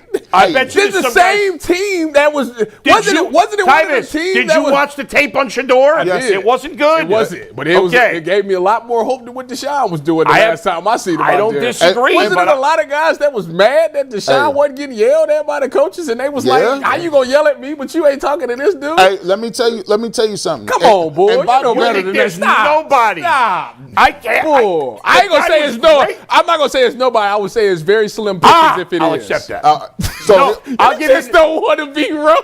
I'll give you. I don't think there's anybody on the team that wants to see Dylan Gabriel. That I give you. and by the way, I don't know. He might got some friends. He's got one guy. He probably the punter. Maybe. So watch this. His wife, according to his His wife. wife, they all the coaches love him. This is crazy. Say for instance, we get a new Well, that was the old coaches. So if we got to say everybody go through a new merger, right? Everybody go through a new merger and bought the company. We got all new bosses, and they're like, "Yeah, bro, this show is gonna be good, man, but we got to renegotiate contracts with all of y'all. We don't know who's gonna be here and what." So during the time period, we do this when people is on vacation in the summer. We walking around and one of us decides, nah, I'm gonna get in my car. I'm going back. Vacation cut short. I gotta go talk to these folks about this money. But another person says, nah, I'm cool. I'm gonna finish my vacation out. I'm gonna go kick it. I'm doing stuff. You're throwing Deshaun Watson right under the bus, aren't you? No, I ain't throwing him under the bus. I'm telling you how this works. Yeah. I told you, I feel like they done already told Deshaun Watson what his role is. I feel like they already done told him, if you want to rehabilitate your career, here's what you need to do. And he's doing exactly what that is, by being quiet, not saying nothing, and staying under the radar. And so when emergency quarterback I have 3. no interest in seeing Deshaun Watson play. I just don't believe that they're going to go into the season. I don't think Todd Monken is comfortable. There's no way he's comfortable with this quarterback situation. I think they're going to want to bring in one other guy. They probably will. They probably and it'll be between that guy and Shedeur for the job. They will probably get rid of Dylan, bring in another veteran guy, and make Deshaun your emergency quarterback 3. And at the end of the day, it helps Deshaun because he can rehabilitate his career. He's going to get to play in preseason games so people can see him, and they can keep kicking his contract down and fill this roster. But if you ask today, like Myles Garrett said, he said, well, he's going to get first dibs at it. He ended the season as the quarterback. That doesn't really make any sense. But. Well, I mean, I'm just telling you what the folks inside is telling me. So he's saying, and he's saying, and by the way, he's saying, see, this is what you got to understand about defensive players. We're not as savvy as offensive players and hiding mirrors and things. He said because you don't think he didn't talk to Jimmy Haslam or Andrew Berry or Todd Monken? He kept saying we. He said we. Like he owned the team. He always talks that way. But like it's Jimmy, Andrew, by him. the way, we gonna give him that shot. We ain't giving it out. Was talking on a more like important note, I got to track down Myles Garrett because my son and his friends have gotten into, ever since Stranger Things, they've got into D&D, right? And I don't know. My son makes fun of him and his friends, and he's like, it's kind of a nerdy habit, but whatever. And I'm like, Myles Garrett plays D&D. If Myles Garrett plays D&D, it can't be nerdy. D&D as in Do Not Disturb? No, D&D is Dungeons and Dragons. You ever heard of D&D? Yeah. Does your son have his own dice? Man. Yes. He got his own dice. That's step one. Did you play D&D back in the day? I got into a small coach. Shout out to, I used to work with this lady named Janine. Yeah. And I used to work with her at the hospital. And then so she would come. So basically. He worked at the hospital? Man, he worked everywhere. I know. I got a lot of jobs, but D&D is crazy because you could be the narrator, right? Right. Yeah. And so my narrator game was on 100. Yeah. I was like, bet. your spells is -5, bro. And if you go through the dark forest, you got to give the trolls 6 pieces of gold coin. But is this a board game? It's kind of a fantasy role playing game. He's coming home. I killed the dragon and I did this, and I'm like, what the hell what is do you going play on? this on? It's like you have a board, but you have a narrator that makes up rules. It's like role playing. Tyvis, you play pretend. Yeah, there's nothing you really play. It's a high level. It's a high level. It's a high level of pretend. Okay, I got you. But you got to be really. I'm sitting here into trying to is it a board? Is this on the game system? so- What are we talking you play about? with dice. You roll dice. Anyway, I would love to. Myles Garrett definitely plays that. Behind the scenes content idea, I run a D&D game for the panel. That's crazy. There you go. We can have fun with that. I'll be I remember that one time Myles Garrett played with that former Browns fullback that they had back. He came on a show. I can't think of his name now. Johnny Stanton. Johnny Stanton. Right. Yeah. There it is. All right. Anyway. Couple more about topics that. to get to, guys. Before we get into a mock draft Will Campbell, Francis Mauigoa conversation, a reminder that tonight it's the 1 seed in the East, the Raptor 905 squad against the Cleveland Charge, a bunch of future NBA talent. Naquan Tomlin, who was on a 2-way contract, was converted to a full-time NBA contract earlier, which means the Cavs have an open 2-way. Maybe it could be one of the current players in the Charge. We'll see them in action tonight, 7 p.m. at Public Hall. Get your tickets at clevelandcharge.com. All right, guys, The Athletic put out their post-Super Bowl mock draft 2.0. I'm going to run through the first couple of picks here, but I want to focus on the 2 Browns picks with 2 separate topics. In the 1 through 6 category of the new mock draft, no surprise at the top, Fernando Mendoza going first to the Raiders, Arvell Reese second to the Jets, Spencer Fano, the offensive tackle, going to the Cardinals, Reuben Bain going to Tennessee, Cardinal Tate coming off the board at 5, going to the Giants. They have the Browns taking Francis Mauigoa, the offensive guard/tackle from Miami at number 6. At number 7, David Bailey goes to Washington. Jordan Tyson, 8. Jeremiah Love, 9. Keldrick Falk, 10. Caleb Downs, 11. Sonny Styles. Who is Keldrick 12. Falk? A defensive end from Auburn Bull. This is not a Bengals topic. The Bengals better take Caleb Downs if that happens. In this full mock draft, the first 2 round picks, or the first Keldrick Falk. multiple first-round picks for the Browns. Steve, you want to take the next graphic?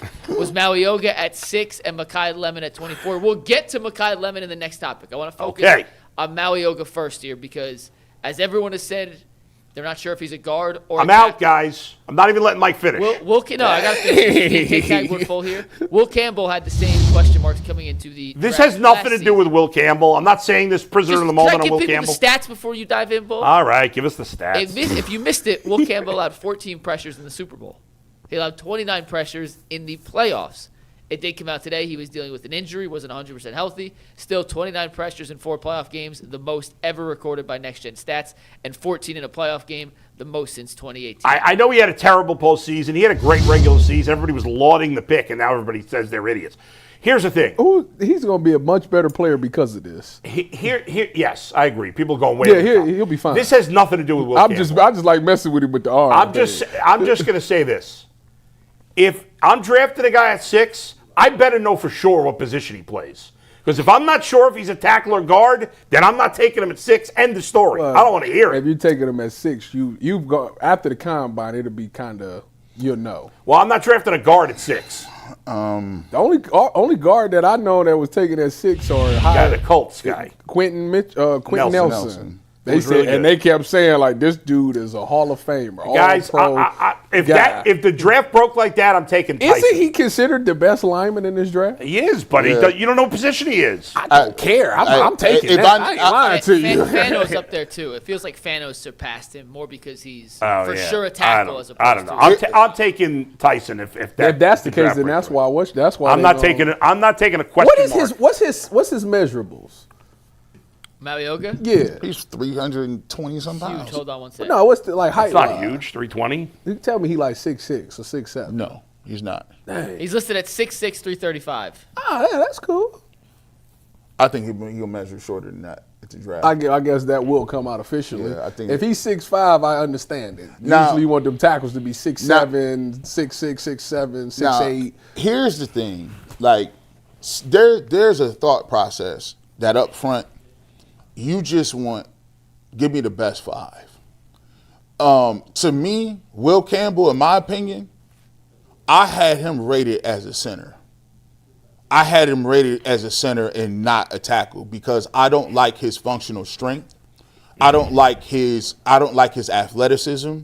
And when you play in center, you're not dealing with bull rush. He does terrible with bull. Listen, he looks like this is Mason Graham's cousin. You see what I'm saying?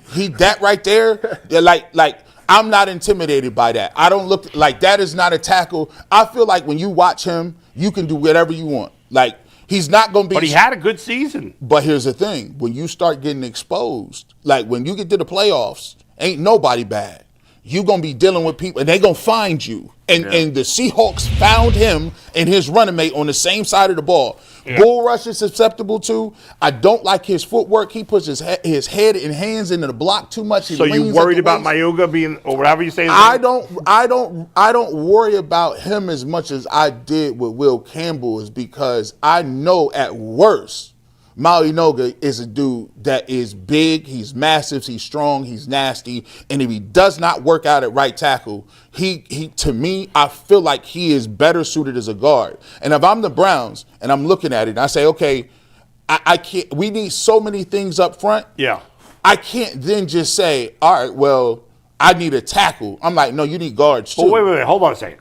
Didn't he only play tackle in college? Yes. Mauigoa has only played tackle in college. So I'm going to draft a guy at 6 and hope he's a guard, but I don't know. I think that's risky. I'm putting him at tackle. I don't know what this guard. I think the projection is, I think he could be a serviceable tackle. I think he could be a good pro at tackle. I think he can be a all-pro. But do you want to draft a guy at 6 and you're not sure he's never played the position? 6 is risky. 6 is risky. It's risky. It's a very risky thing. This is tough. But your needs, you got to think about it like this. What is the drop from him and the rest of the cast? This is tough. Of offensive linemen. I want a wide receiver there. Let me see it. Look, the reason why I'm comfortable with it is if he did go to guard, right? All right, let's say it's him, Jenkins, and Whippler. Let's say that's your interior. That's a pretty solid interior. It is? Pretty solid. I mean, I don't know. It's pretty solid. I mean, Whippler's barely played. This guy's a rookie, and Jenkins has been mostly a backup. I want to go get Linder. I want to go get Kyle Linderbaum and put him at center. He probably going to go to the Giants. So, yeah. Anyways. Yeah. The reason that I'm more comfortable with it is it's hard for a quarterback to avoid the in the face pressure. Right. And if this guy is that good, you won't have to worry about that. And then if he's actually good in the run game, well, that helps Quinshawn out, and you can get upfield and get to the next level. So I'm kind of comfortable with it. So you're telling me I'd rather have a left tackle. But no, apparently there ain't none. What you're telling me is two sixth overall picks in 2 years, you're getting a defensive tackle and a guard. That's good use of top 6 picks. Is the trench play not important? Did the Super Bowl not tell you how important it is? They better be superstars. Did you think Denver was that good this year outside of that? No, but they had the number one offensive line in the game. Yeah, but they lost. By 3 points. Well, that's true. They had a quarterback that hurt. But you draft a guy that high, especially in an oddball position, you better be a superstar. The draft, not just a good player. I give you that. Mason Graham got you scarred. No, I like Mason Graham. He's a good player, but I don't know if he's a superstar. Here's the thing. The drop. Because here's the thing. I think the drop from the top of the draft for offensive linemen to like by the time you get to the 15, 20 mark, it's a big drop, man. I can't worry about that. His measurables is going to be the Browns' most important thing for him. Even in Andrew Berry's best draft last year, he still blew it at 6. And Mason Graham's a good player. He's not a bust. He's worthy of a first-round pick based on last year's draft. But they should not have taken him at 6. We all know that. They should have taken an offensive lineman or a wide receiver at 6. Now, now you're going to do the same thing? You're going to pass on a wide receiver again? I don't. Not in this scenario. Yes, they're passing on Tyson. But they getting Makai Lemon. You could have them both. I'm not opposed to that. I'm not tripping on that. If they want to do that, I'd stand up and salute that too. If they do that, I will be dancing in the streets. You gonna give me 2 of them? It ultimately comes down to March 11th or whenever free agents start. Whatever, if they solidify some offensive line play, they probably take 2 receivers. By the way, here's what I will say. If you ask me, By the way, you know the Browns are going to take a defensive player at 6. If they, bro, it's gonna be. They're gonna set Burrell on fire. Don't say that. Caleb down. I believe set the place on fire. I believe wide receivers come out of college today more ready to contribute at a high level than offensive linemen. But easily. I believe that an offensive lineman, even if you have him projected in the top 10, it's still a crapshoot. I don't know about that. I could for every Tristan Wirfs, there's a Jed Wills. I don't know about that. I don't know what the numbers would say, but they're. I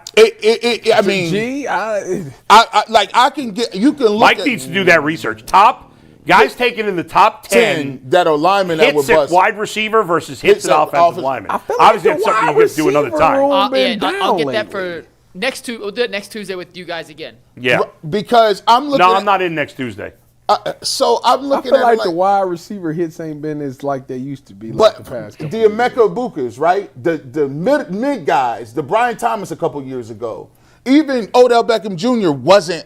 He was a 13. He was 13. Higgins, second round pick. T. Higgins, like these dudes is coming in, contributing, and if you swing and miss, let me say this. Yeah. If you swing and miss, and I don't like how linemen be getting hurt either. Yeah.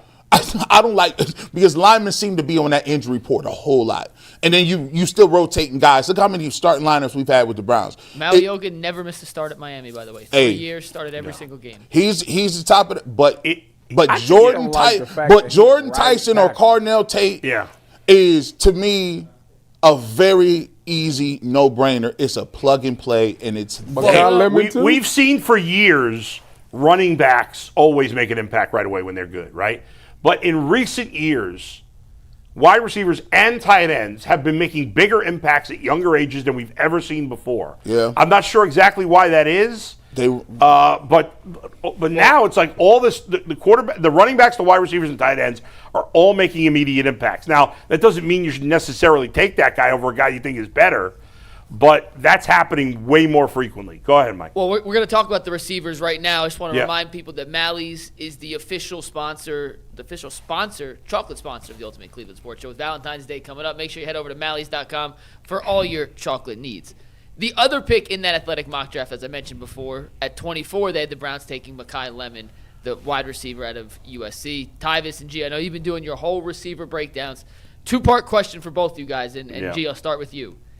Is there any chance in the world Lemon makes it to 24?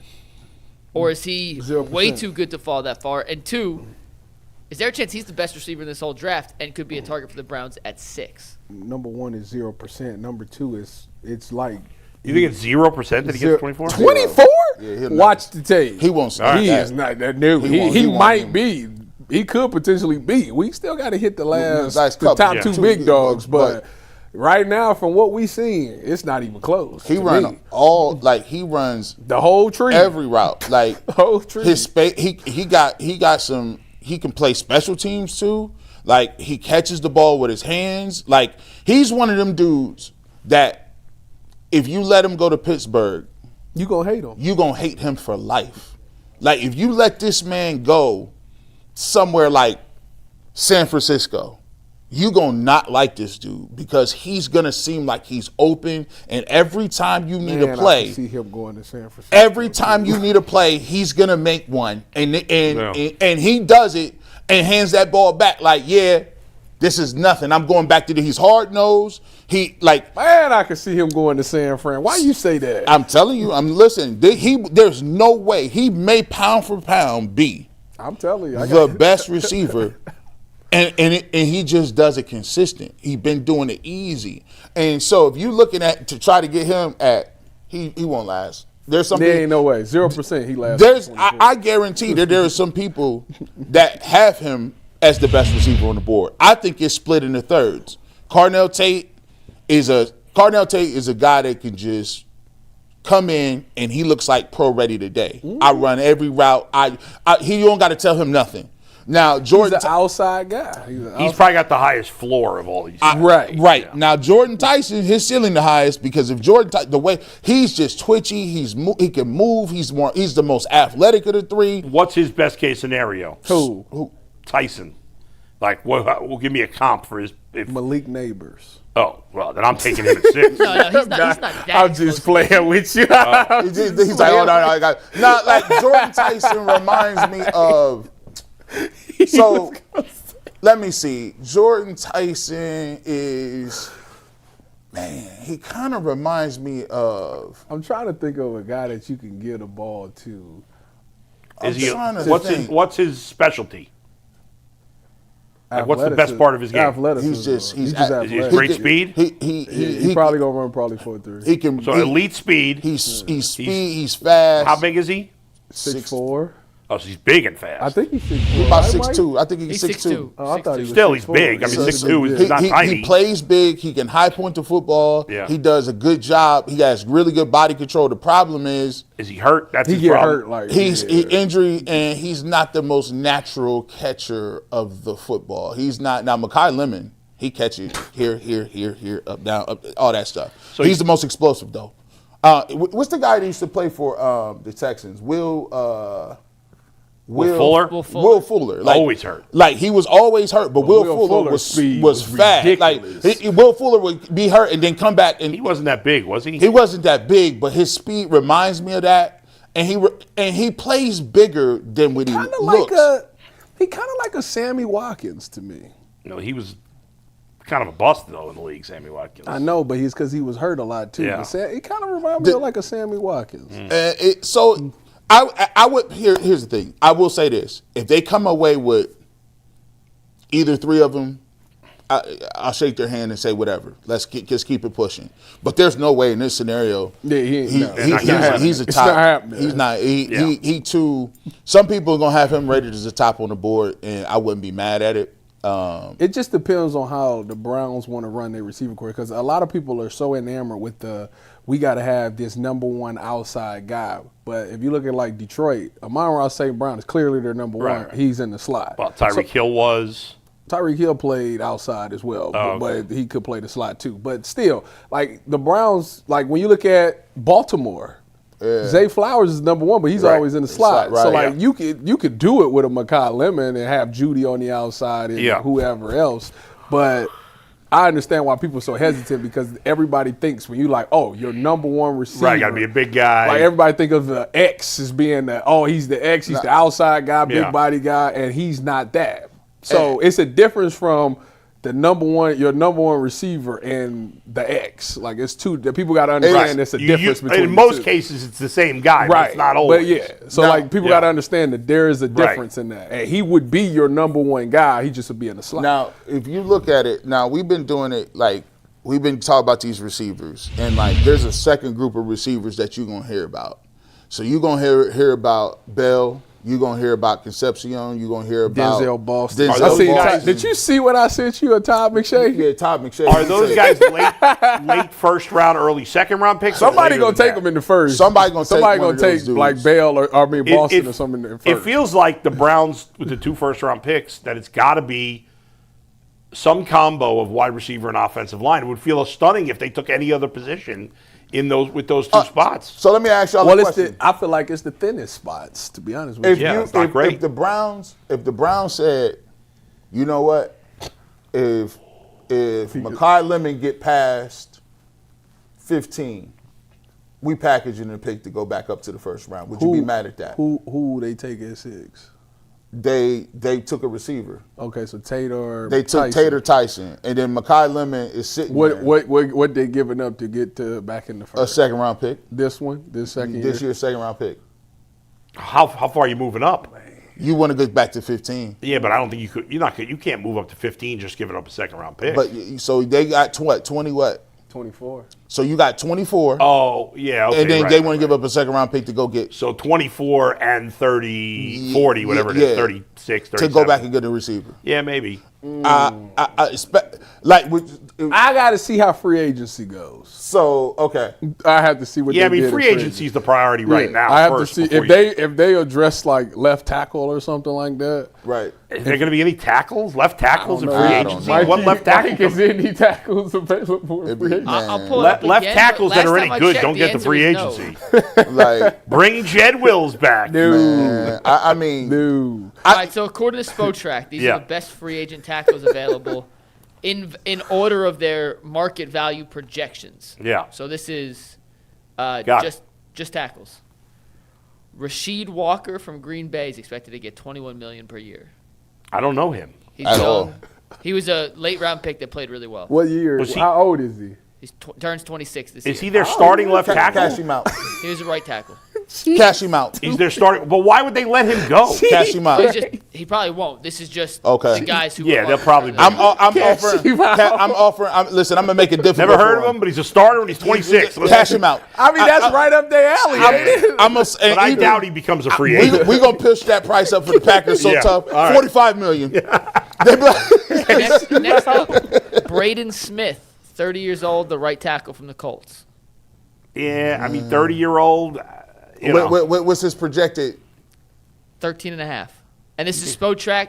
Take kinda- this with a giant grain So of really, salt. the only frontline guy is this Green Bay guy. Well, then just hold on, because this is where it Okay. gets funny. Okay. They have Elijah Vera Tucker, third, who was a first-round pick by the Jets. He's been hurt. When he's played, he's been good, coming off a couple major injuries. Yeah, you can't afford a guy like that. Are you can't ready have for another 4 Jack and Conklin. 5? We can't have a Jack Conklin. Are you ready for 4 and 5?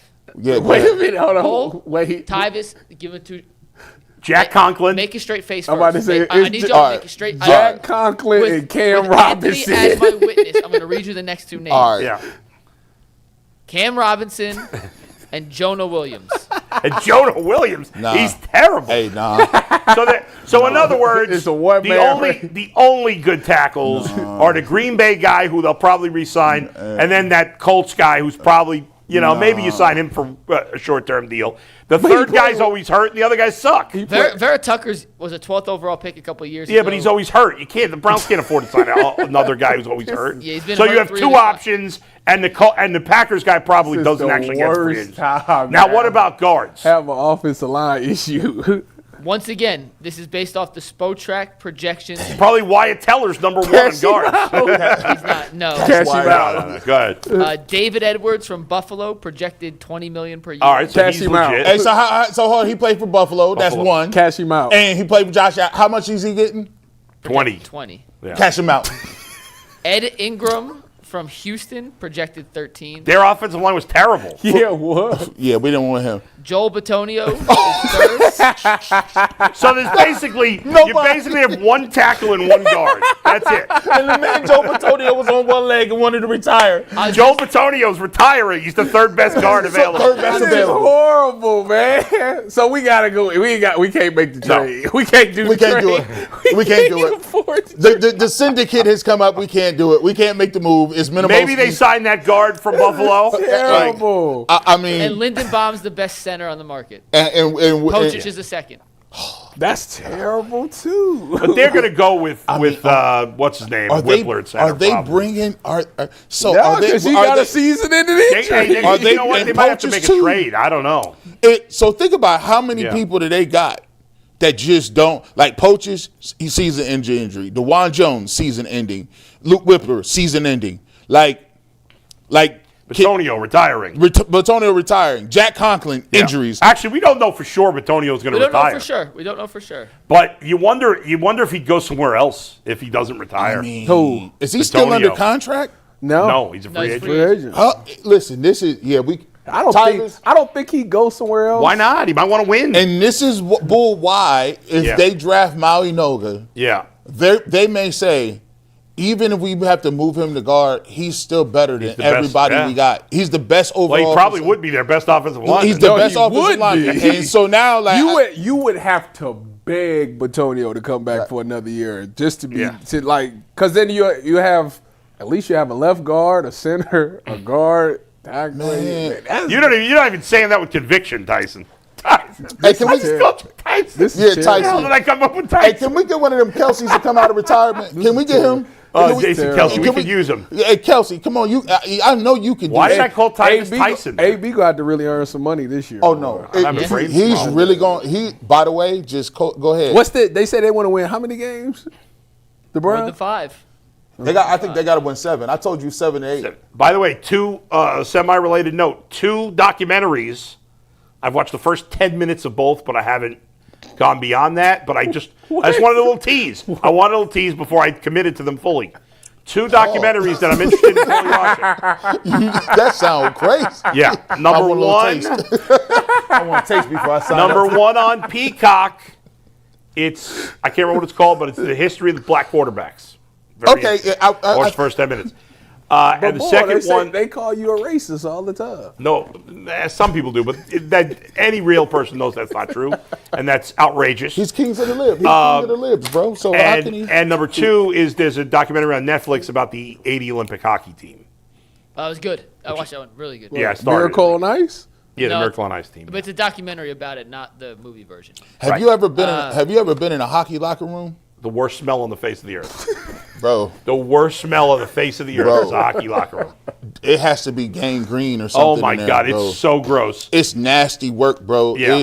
It's garbage juice. It's garbage juice. That's Like what it is. literally the juice It's at the disgusting. bottom in the summer. Yeah. Where you put your trash out 2 days Yeah, early. and the maggots are there. Oh boy, That's what a hockey locker room smells like. It's disgusting. Yeah. Go ahead.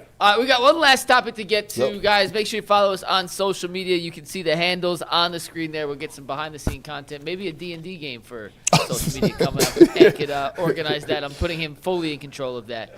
So make sure you follow us on social media. Hit the like button. Hit the subscribe button. All right, guys, last topic of the day. Before the Super Bowl kicked off, Deion Sanders was with the ESPN set talking about the game, talking about Colorado, talking about his sons. And he had a comment that, Man, what? I can't believe it's 12:41. I feel like the show just flew by. Time Great flies. show. Honestly, I thought it was 12 o'clock. No, it's been a great show. Yeah, I was like, what? How's it 12:41? Been a great show. We almost at Super Chats. Yeah, all right. So I'm going to let you guys just listen to the comment and we can react Okay. to it. But this was Deion Sanders pre-Super Bowl with First Take.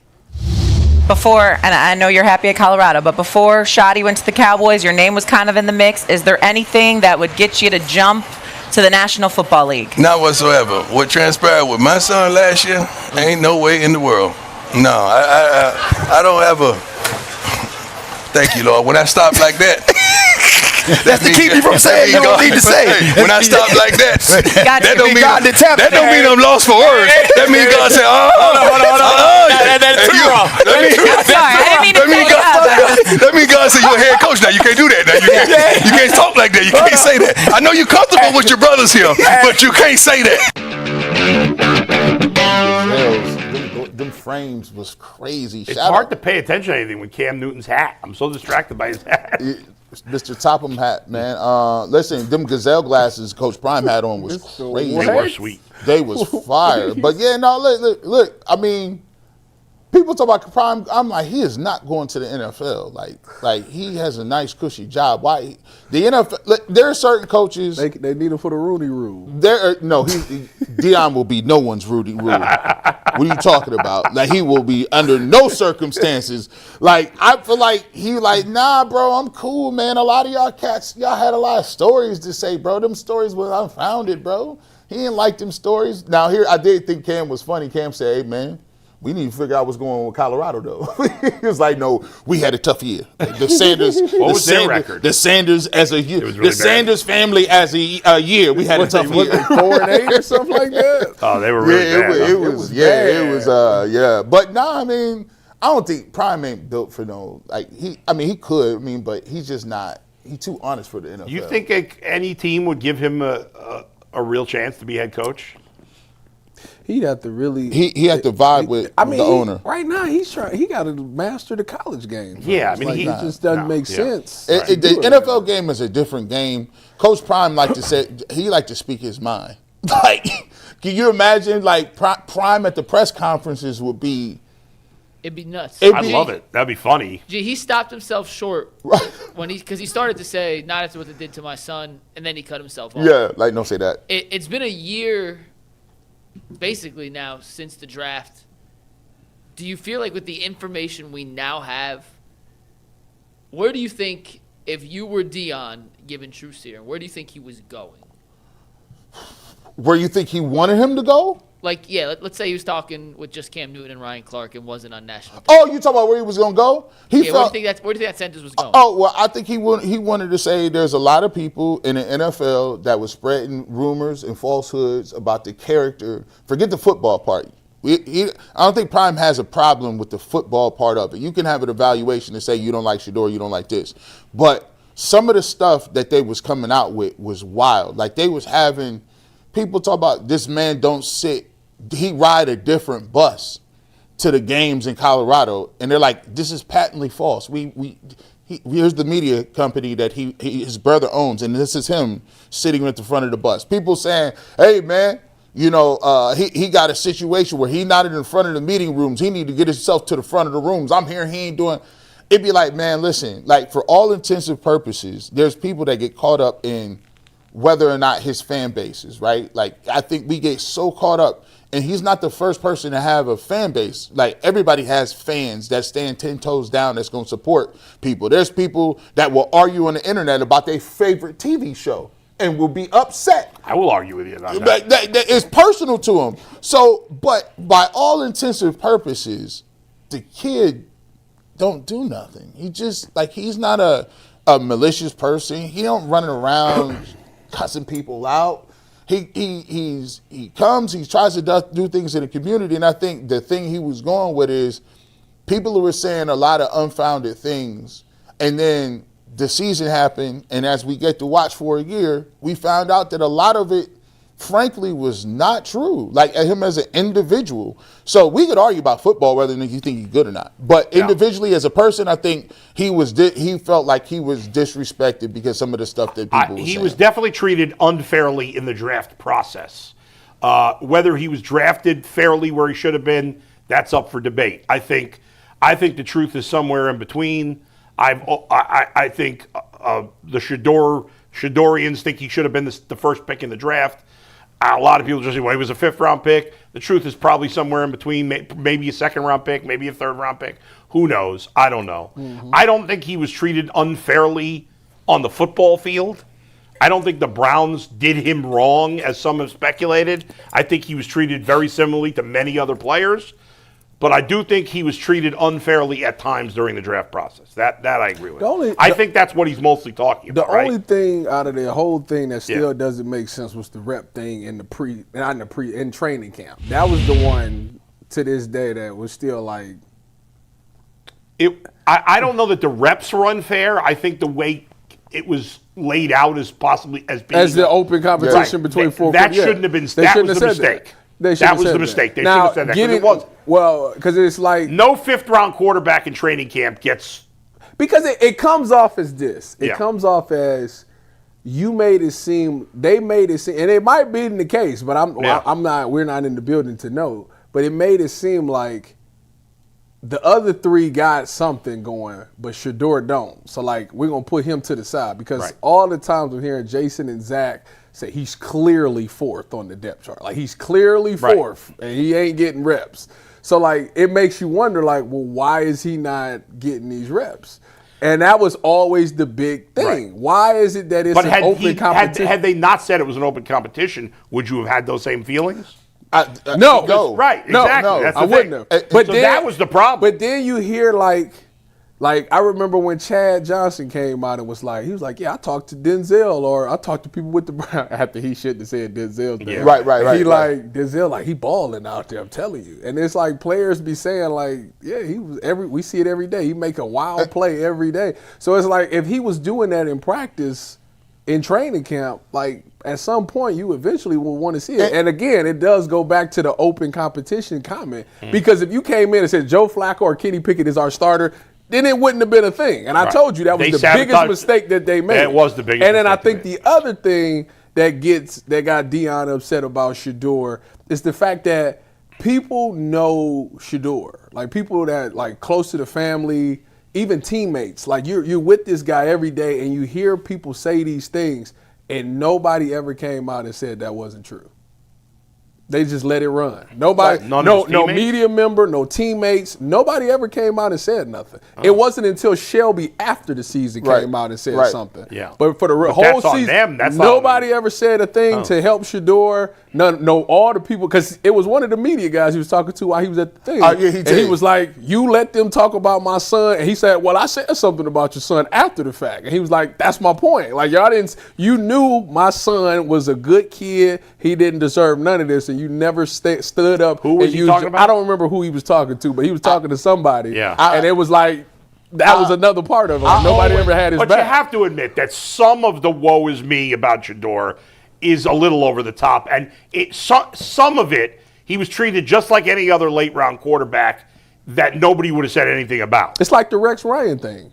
Rex Ryan, when he said what he said, nobody ever came out and said. Oh, they came out and said, you need to be in the front of the room. And then they was like, here's him in the front of the room here. Yeah, that's totally different. That's unfair. That's the unfair. And the thing I always say, and people always say, I always tell people, man, you know why I mess with him and I respect him? And this is outside of football. Like, Shedeur Sanders. Oh, God. He's super famous, super duper famous. His team told him not to pull up in the projects. Told him. It was a fire to happen in the projects. They told him, nah, bro, you going to the hood. You ain't even from here. You ain't here with no security. This dude pulled up to a disenfranchised place, showed love, gave free haircuts. And it wasn't just he gave money or bread. He pulled up, had food trucks. He got, he talked to people, was playing catch with the dudes and especially with the kids. And when I was seeing that, I realized he was a genuine individual. And a lot of people don't understand. People died in that fire. People lost everything in that fire. And the problem What fire? It was a fire down the way in I forget the projects that it was in. Garden Valley. So he pulls up and he put it together. He called the people, say, "Yo, let's get this, let's do this." Gee, the first day, like his first week here, he went to talk to kids. I agree that he appears. None of us know him personally. He appears to be a very nice person and look, and a genuine person. And the way he was talked about in the draft process seems to be very unfair. And for me, as if he was selfish, and he doesn't seem to be that type of person. And for me, I didn't like that the people tried to portray it like he was doing it for a publicity stunt. And Bullock comes out and his team says, we go to schools, every city we go to. If we in Miami, we go to Colorado, we go. And sometimes I think, you got to take a step back. I always said, man, I will respect you for what you do for your people and disenfranchised people because I care about what you do in general. Football is great. It's a sport. We all want to be great at it and we want to win. But I respect what you do for your people on and off the court. He went and did that. He didn't have to do it. And it was something that I thought was a really cool gesture. And I also thought it was really cool that he did this through a lot of different things. He got robbed for hundreds of thousands of dollars. His dad was it hundreds of thousands of dollars? I mean, he got robbed for. Yeah. He got robbed for his jewelry. No, he told you. No, my chain is still here. My chain. But also, his dad was a cancer survivor. His dad didn't even go see his dad because he was concentrating on figuring out. So look, we could argue about whether he's good or not. I just think that Coach Prime and a lot of people who support Shedeur Sanders have an issue with some of the narrative that was put out about his character. And I think he's done a really good job of showing who he is, and he'll continue to do those things because that's what he put on camera before. So I think that's what he salty about. Fair enough. Let's get Super Chat. We got some Super Chats. Daniel Christman, excuse me. Christman. Bull, does a top 10 quarterback lead the league in turnovers in 2025? Yes. That was good. That was close. Did he lead the league in turnovers? Who? Sam Darnold. That was good. That's a great deflection. Yes. Yep, sure do. Sam Darnold did lead the league in turnovers with 20. Yeah. Wait. Just this season? 14 picks, 6 fumbles. This year? Yeah. Or last year? No, 2025. Jeez. Doggone, Sam. Well, he got the trophy now. Ain't nobody caring. He got that trophy now. You know what? He got it out in the regular season. He had a couple games where he was, like the one game against the Rams, he threw 4 picks. Yeah. But in the playoffs, he was spectacular. Nah. Wait till I get James my Mace money. He got his money says right. Evan Mobley defensively is the key if the Cavs want to make a championship run. B. Watt Life says the prospect of a Harden Mobley high pick and roll operating beyond the 3-point line with Mobley in the short roll with Allen in the dunker spot is very intriguing to me. Gives Ev a chance to get downhill, possibly be a playmaker in space. Get that man some 2K coins. That's what that man. McNuggets did a whole thing about how Evan is better when getting downhill. Yeah, and remember last year against OKC when they won the game, him and Allen had a nice little big to big connection. Hey, McNuggets, you need to start charging for appearances now, dog. The Cavs about to be up. It's going to be a fun time. I can't wait for tomorrow night. Mr. Rick Secker says, Njoku made some spectacular catches, then would drop the easy ones. I wish him well. Bill Rodewalt says Mauigoa is a mauler and handles bull rush as well, but he can't handle elite speed rush guys. That's my concern. Well, then he going to be a guard. Yep. right there is a guard. Hey, man, that's the way these defensive ends, they need to start checking these dudes because these dudes is getting too freaky. They getting way We might need to start playing with 12 players on offense and 11 on defense. I'm in favor of that. Right. 6 offensive linemen, yes. These it's like they give them everything. Stop, man. You about to make me upset. They give them everything. You might have just brought that up. No. Why won't they just put on certain obvious passing downs? Why don't they just substitute a tackle for a tight end and keep them in a pass block? You could. That's what they better do. That's what they better do. Bull, this next one's going to piss you off. Good. Acid Brook said, the Browns didn't blow it by picking Mason Graham, Bull. Cam Hayward wasn't a superstar in year one. Mason Graham was the number 2 rookie defensive lineman behind Abdul Carter. He's a good player. He's worthy of a first-round pick. Would you rather right now, and he may be right. That doesn't piss me off. He may be right in the long term. We'll see, because Mason Graham's a good player. He is. But right now, wouldn't you rather have Tet McMillan than Mason Graham? Yeah. Or Membu? Or I don't even forget the offensive line. But I know it's an offensive I line. think the reason why Mason Graham gets a pass from some people is because Travis Hunter got hurt, and it's like, ooh, if we had, but it don't work like that. Nobody's saying it was a terrible pick because he appears to be a very good player. Right. It's just, but unless he becomes he's got to be in the. I don't think it's too much to ask. I don't think it's going to happen, but he's got to be at least Aaron Donald adjacent. Dang. No. You got that's all time good. You have to be. You were wasn't he the highest drafted defensive tackle of all time? Or second highest? He was one of Jalen, 4 top 5 picks. In the What did last 15 years. So then he should be one. He should be a Hall of Famer. Ndamukong Suh wasn't a top 5 pick. No, I don't think. No, Sue was top 5. Gerald McCoy was top 5. Yeah. Quentin Not a Williams lot. was top 5, and Marcel Darius of Buffalo was the other guy. Better be a superstar. Yeah. Maybe it's unfair to go. Aaron quite Donald's the best Donald. Defensive tackle But ever. you drafted him that high. He's got to be a superstar. Player. At the very least, he's got to be a consistent All-Pro. It's the sack numbers that you want. He ain't. That's not his game. Well, then why'd you draft him at 6? Because they said that they think he's got an upside at pass rush. I told them when they drafted and AB sat in there and said that, I looked at him. Now look, I said, did you see them sack numbers? Maybe he gonna get with Myles Garrett and get that Myles Garrett package. Maybe 5 years from now he is the best player in this draft, and then it's a good pick. It's not a premium position. Generally, no. And the premium positions don't come around in free agency, which is why if you have a chance to get a good player at a premium position, even if he's not as good of a prospect, you tend to go. That's right. Right.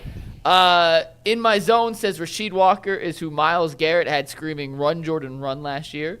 That's funny. J. Cole said Green Bay drafted a tackle last year and will probably move on from Rasheed Walker. He's a good pass blocker but can be inconsistent. Okay. Neil Gray says the Cavs need a super defender to stop elite point guards like Cunningham, Brunson, etc.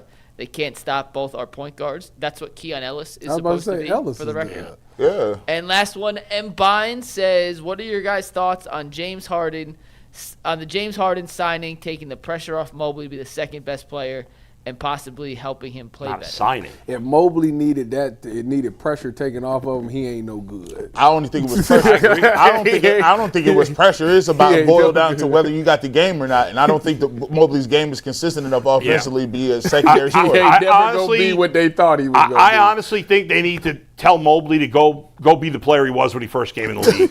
I was gonna say that. No threes. Pick and roll. Just go ahead. Just do that and play great defense. I don't want him shooting threes, Mike. Why not? Nah, because you can't hit him. That's not our game. You see what's going on right now with him out the lineup. When he comes back, he has to keep this. Or Jared Allen's not going to be Jared Allen. He and Jared Allen won't play together all the time. They'll split them up. That's a starting lineup. They're going to stagger that. They're going to stagger What's the starting lineup? Well, listen, I want to use. But they're both going to start. But the minutes ain't going to be all together. But here's the thing. Mobley is better because I trust Mobley to put the ball on the floor a few times and get and he has he don't have a tight handle. I said few. I didn't say multiple. I said few. By the way, I did one final thought, guys. I thought it was interesting in that final drive that it was Donovan Mitchell with the ball in his hands, not James Harden. He gave it up before the free. Yeah. See you in overtime. Peace.